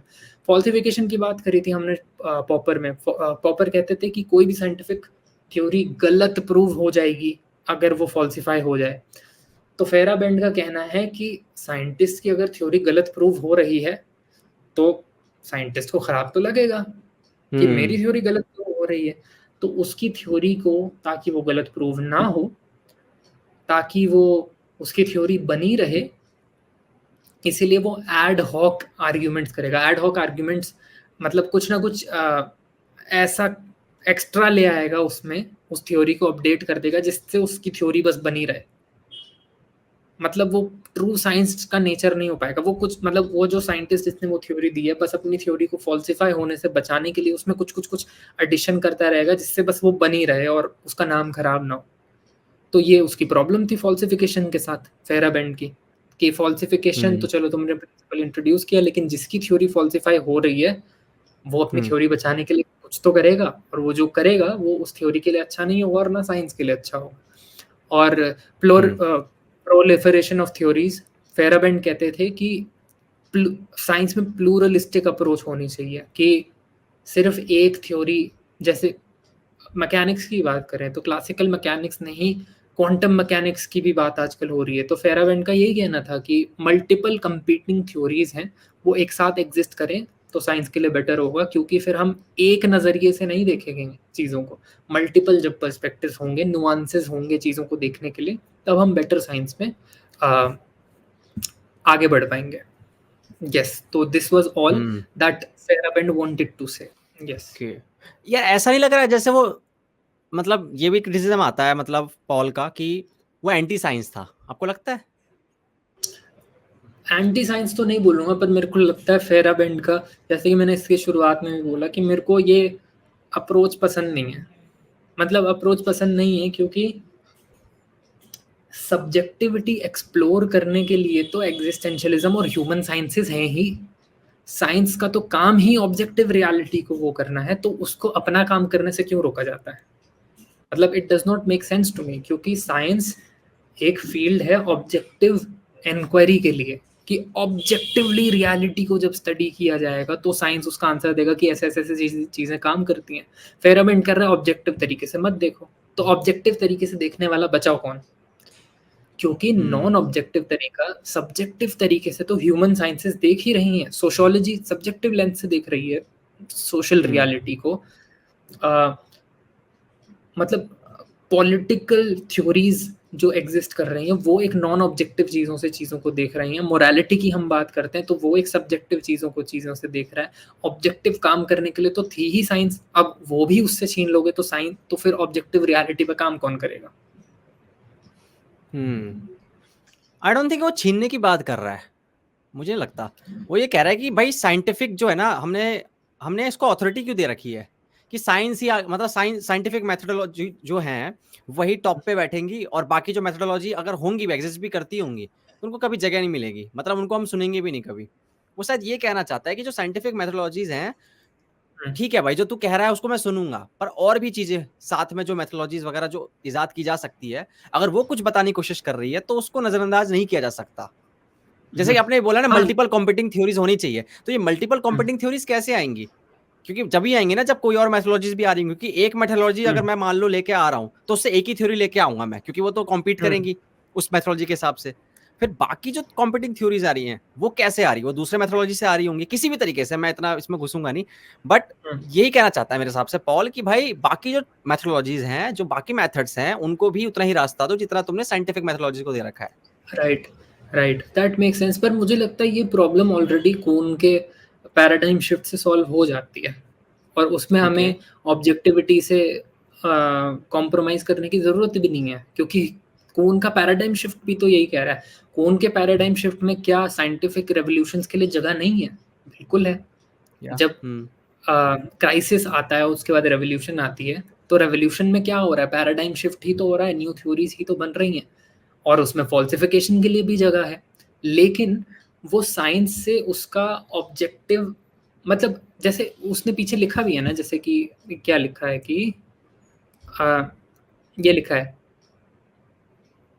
Is it not possible that my activity as an objective observer of nature will weaken my strength as a human being? मुझे लगता है कि नहीं, कि जब हम nature को objectively study कर रहे हैं तो उससे सब्जेक्ट वीकन नहीं हो रहा है अनलेस एंड अनटिल साइंस को एक पेडेस्टल पे चढ़ा दिया जाएगा, क्योंकि एग्जिस्टेंशियलिज्म, फिनोमेनोलॉजी यही तो करने की कोशिश कर रहे हैं। एग्जिस्टेंशियलिज्म, फिनोमेनोलॉजी सब्जेक्ट को ही तो स्टडी करने की कोशिश कर रहे हैं, पर पॉइंट ये है कि नेचर की ऑब्जेक्टिव स्टडी एग्जिस्टेंशियलिज्म से पॉसिबल नहीं है, और साइंस से सब्जेक्टिव स्टडी पॉसिबल नहीं है। तो दोनों को एग्जिस्ट कर सकती हैं, और कून के पैराडाइम शिफ्ट में ये दोनों कोहेरेंट है कून के पैराडाइम शिफ्ट के साथ, क्योंकि कून यही तो कह रहा है कि एक पैराडाइम के अंदर जो चल रहा है वो साइंस का काम है, और पैराडाइम शिफ्ट भी हो सकता है। तो मुझे लगता है क्योंकि कून का पैराडाइम शिफ्ट जो है वो अप्रोप्रिएट है, क्योंकि अल्टीमेटली अगर हम, साइंस का तो काम ही ऑब्जेक्टिव होना है, और ऑब्जेक्टिव नेचुरल चीज़ों के बारे में एक ऑब्जेक्टिव कंसेंसस तक पहुंचना है, फॉल्सिफाइबिलिटी भी होनी चाहिए उसके अंदर, और एक पैराडाइम के अंदर काम करना चाहिए, रेवोल्यूशन का भी चांस होना चाहिए। वो सब कून की थ्योरी से मिल जाता है हमें, पर मेरे को लगता है कि एक मेथोडोलॉजी पे तो कंफर्म होना चाहिए, क्योंकि अगर हम कंसेंसस पे नहीं पहुंचेंगे तो ये जो चीज़ है ये एग्जिस्टेंशियलिज्म की तरह बन जाएगी, एक सब्जेक्टिविटी आ जाएगी इसके अंदर, और सब्जेक्टिविटी कंसेंसस वाइज एक मत होने के विचार से मेरे को लगता है कि उतना अच्छा नहीं है, क्योंकि ह्यूमन सब्जेक्टिविटी तो एक ऐसी, human consciousness, human existence, being एक ऐसी चीज़ है जो आप सब्जेक्टिविटी में आइसोलेशन में स्टडी कर सकते हो, पर साइंस और जो नेचुरल चीज़ें हैं उसको ऑब्जेक्टिव स्टडी तक सीमित रहने देना चाहिए, and I don't think there is any problem with that. तो मेरे कुछ ऐसे क्वेश्चंस हैं, मान लो कि गॉड एग्जिस्ट करता है कि नहीं, आत्मा होती है कि नहीं, रीइंकार्नेशन होता है कि नहीं, क्या मुझे साइंस को इस चीज की अथॉरिटी देनी चाहिए कि तू आके मुझे बताएगा कि ये सत्य है या नहीं है? क्योंकि आपने अभी बोला कि ऑब्जेक्टिव रियलिटी की बात है, ऑब्जेक्टिव रियलिटी में तेरे को मैं बिल्कुल मैं वहां नहीं आऊंगा तेरे काम में, तो अपना काम कर, ऑब्जेक्टिव रियलिटी के बारे में मेरे को बता। पर कुछ ऐसे क्वेश्चंस हैं तू उस पर अधिकार नहीं जमा सकता कि ये मैं नहीं मानता तो ये हो ही नहीं सकता। वो ऑथोरिटेटिव जो बन के बैठ जाता है ना वो फिगर की भाई मैं ही ऑथोरिटी हूं और मैं ही बताऊंगा कि इस दुनिया का बेस्ट नॉलेज क्या है, ट्रू नॉलेज क्या है, मैं ही बताऊंगा। वो अहंकार अगर आगे साइंस में आ गया, जो साइंटिज्म वाली बात पे आ गए, वो मुझे गलत लगता है। आप एग्री करते हो इस चीज से? हाँ, इससे 100% एग्री करता हूँ। इसलिए मैंने स्टार्टिंग में ही बोल दिया था कि जब मैंने पॉलिटिकल थ्योरीज का एग्जांपल दिया, सोशियोलॉजी का एग्जांपल दिया, मोरालिटी का एग्जांपल दिया कि आप एक सोशल सिस्टम को कैसे समझोगे, साइंस के थ्रू नहीं समझ सकते हो। मोरालिटी क्या सही है क्या गलत है, कौन से एक्ट्स करने चाहिए क्या नहीं करना चाहिए, सोशियोलॉजी की स्टडीज हैं, पॉलिटिक्स की स्टडीज हैं, मोरालिटी की स्टडीज हैं। ये काम तो वही करेंगे जो मेटाफिजिकल काम है, ये तो वही चीज करेंगे ना आउटसाइड ऑफ साइंटिफिक रेलम में। और जस्ट बिकॉज कोई चीज साइंटिफिक रेलम के बाहर है, इसका मतलब ये नहीं कि वो स्यूडो साइंटिफिक है। तो साइंस का एक अपना वही है ना कि एक पैराडाइम के अंदर ही काम करे साइंस। पैराडाइम शिफ्ट में पैराडाइम भी इंपॉर्टेंट वर्ड है कि वो पैराडाइम का ही काम हो रहा है, पैराडाइम से बाहर जब वो अननेसेसरीली पैराडाइम को बड़ा करने की कोशिश करें, मेटाफिजिकल पे आने की कोशिश करें, तो वो एक अननेसेसरी अटेम्प्ट होगा साइंस का फैलने, मतलब और अपने आप को लार्जर देन लाइफ बताने का, जो मेरे को लगता है पूरी तरीके से अनसक्सेसफुल होने वाला है। मुझे लगता है आज ये डिस्कशन जो हमारा था ये रहा बढ़िया, क्योंकि जो मेरा पर्पस था, जो मैं दिमाग में सोच के आया था इन तीनों को डिस्कस करेंगे, मुझे लगता है वो डिस्कस हो गया है। बाकी वो तो जनता बताएगी भाई, जिनको समझ नहीं आया वो 2-3 बार देख सकता है, कोई प्रॉब्लम नहीं है, कोई प्रॉब्लम। लेकिन मुझे बहुत अच्छा लगा, मुझे बहुत मजा आया, मेरा भी क्लियर हो गया बहुत कुछ, कुछ डिस्कस करना था मुझे। और थैंक यू सो मच, आप आए यार, इतना अपने स्लाइड बनाए, इतनी आपने इसके लिए प्रिपरेशन करी, जो मैंने आपको बोला उसके लिए बहुत बहुत शुक्रिया। एंड मैं एक्चुअली मैं पहले लकी हूँ कि भाई आप जैसे बंदे मेरे जिंदगी में है, कि मतलब आप कहते हो, मैं आपको बुलाता हूँ और आप आ जाते हो, और ऐसे इतना इतना खूब, मतलब जो इन्फॉर्मेशन है, जो ये नॉलेज है, ये इंटरनेट पे हिंदी पे बहुत रेयरली आपको मिलेगा। और आप सर्च भी करें, इंग्लिश वाले कंटेंट में मिल जाएगा आपको, कार्ल पॉपर ये सब, इनके ऊपर इंडियन कंटेंट हिंदी में पॉडकास्ट में स्पेस में नहीं मिलता। लेक्चर के मामले मिल जाता है, जो यूपीएससी के बच्चे तैयारी करते हैं उनमें सोशियोलॉजी में पढ़ाया जाता है ये, बट ऐसे नहीं मिलता है। और ये बहुत अच्छा लग रहा है कि ये एकमात्र पहला कुछ ऐसा है जो कि मैं चाहता था कि आए, इसी कारण ये मैं लेके आया आज आपको। ठीक है, तो थैंक यू सो मच। और कुछ कहना चाहते हो आखिर में? हाँ बिल्कुल, मैं कहना चाहूँगा कि सबसे पहले तो मेरे को पढ़ाने से इतना प्यार है ना कि मैं कहीं भी मेरे को अपॉर्चुनिटीज़ मिलती है तो मैं पढ़ाता हूँ। मेरे को इसलिए मैं फिलॉसफी के फील्ड में अब आगे पीएचडी कर रहा हूँ, पढ़ाना चाहूँगा, क्योंकि यही मेरा पैशन है और यही मैं करना चाहता हूँ। मैं स्टूडेंट्स को पढ़ाना चाहता हूँ, और वही है कि थ्रू योर पॉडकास्ट अगर मैं ज़्यादा से ज़्यादा स्टूडेंट्स तक पहुँच पाया, वो स्टूडेंट्स नहीं जो सिर्फ फिलॉसफी पढ़ना चाहते हैं, जो सिर्फ क्यूरियोसिटी रखते हैं दिमाग में। कोई मैथ्स का स्टूडेंट है और वो सिर्फ क्यूरियोसिटी रखता है दिमाग में और ये जानना चाहता है, तो what is better than this. तो मेरे को क्यूरियोसिटी, और इसलिए मैं सिंपल शब्दों में भी बात करना पसंद करता हूँ, क्योंकि जब तक सामने वाले का इंटरेस्ट इवोक नहीं होगा, उसके दिमाग, उसकी इंट्यूशन तक नहीं पहुंचेगी वो बात, जब तक वो उस सोचने पे मजबूर नहीं होगा, तब तक वो इंटरेस्ट कैसे लेगा। तो इसलिए मेरे को लगता है कि ये इम्पोर्टेंट था, और मेरे को तो मज़ा आता ही है। तो मैंने अभी तक 3-4 पॉडकास्ट की, और सबसे लंबा पॉडकास्ट अभी तक यही है, और मेरे को पता नहीं चला कि 1.25 घंटे कब निकल गए, क्योंकि मेरे को मज़ा इतना आ रहा था। तो मेरे को बड़ा अच्छा लगा। और मेरी तरफ से अगर कोई गलती इसमें हो, कोई फैक्चुअल गलती हो, कोई आर्गुमेंटेटिव गलती हो, मैं इंसान हूँ, अगर गलती हो तो माफ़ करना, और अगर पता चल जाए तो पॉइंट आउट ज़रूर करना, मैं उसको करेक्ट ज़रूर कर लूँगा। I never claim to be 100% true या राइट। गलतियाँ सबसे होती हैं, सुधार सकता हूँ, अगर मेरे से हुई हो तो माफ़ करना, एंड दैट इज़ ऑल। और मेरे हिसाब से पढ़ना बहुत ज़रूरी है, हमेशा पढ़ाई करते रहें और ज़्यादा सीखते रहें, और चल बात कर चैनल देखते रहें। आप YouTube पे जल्दी आओ यार, आपको पिछली बार बोला था 2 महीने 3 पहले, आपने बोला कि नहीं यार अभी मैं शॉर्ट फॉर्म कंटेंट पे ध्यान देना चाहता हूँ, लॉन्ग फॉर्म कंटेंट में मैं वैसा बना नहीं पा, क्योंकि आपकी एक आदत है ना, आप बहुत हाई क्वालिटी एडिटिंग चाहते हो कि भाई मैं जो अगर मैं कुछ लेके भी आऊँ तो बेस्ट होना चाहिए, तो दैट्स व्हाई आप शायद लॉन्ग फॉर्म वीडियो नहीं बना रहे हो, है ना? हाँ, क्योंकि मैं पहले बनाता था, लेकिन मैं चाहूंगा कि आप वही आओ मैं यार। प्रॉपर प्रोडक्शन प्रॉपर में स्क्रिप्टिंग, मूड बोर्ड वो सब बना के करता था, वीडियो बनाता था। थोड़ा मुश्किल है आजकल, बिजी चल रहा हूँ थोड़ा। बिल्कुल कोई दिक्कत नहीं है। और शॉर्ट बिल्कुल 1 लाख आपके हो भी गए हैं फॉलोअर्स इंस्टाग्राम पे, उसके लिए कॉन्ग्रेचुलेशंस। और ऐसे ही आगे बढ़ते रहो, क्योंकि जो आप जैसे लोग हैं ना, क्योंकि इंस्टाग्राम पे ना 4-5 लोग ही दिमाग में आते हैं, अगर फिलॉसफी की बात करूं तो, अगर इंस्टाग्राम की बात करूं तो, और आप उनमें से एक हो, जहीन भाई हो गए, ठीक है, थोड़ा बहुत भार्गव भाई बात करने लग गए हैं फिलॉसफी के ऊपर, ठीक है, कुछ है एक और 2, मतलब मुझे दिव्यांश नाम भी याद है। नहीं आ रही इस बार। हाँ दिव्यांश है, लेकिन वो इतना कंसिस्टेंट नहीं है। मैं उनको, उनसे कल ही बात हो रही थी मेरी, तो मैंने बोला कि कंसिस्टेंट रहो, तो उन्होंने बोला अभी बिजी हूँ थोड़ा मैं। तो हाँ, कुछ ऐसे लोग हैं जो अच्छा काम कर रहे हैं, और बिल्कुल मासेस की लैंग्वेज में फिलॉसफी को समझाना, ये बड़ा मुश्किल काम होता है और वो आप लोग राइट। बखूबी कर पा रहे हो, इसके लिए यार मैं आपको बोलूँगा कि यार बहुत अच्छा कर रहे हो आप और थैंक यू। ऐसे ही कंटेंट बनाते रहो आप लोग, ठीक है? थैंक यू मेरे भाई, थैंक यू तो यार। चलो, चलते हैं। Good night. बिल्कुल भाई, अगली बार मिलते हैं, डन। बड़ा मज़ा आया। गुड नाइट भाई। या good night, bye, bye, bye.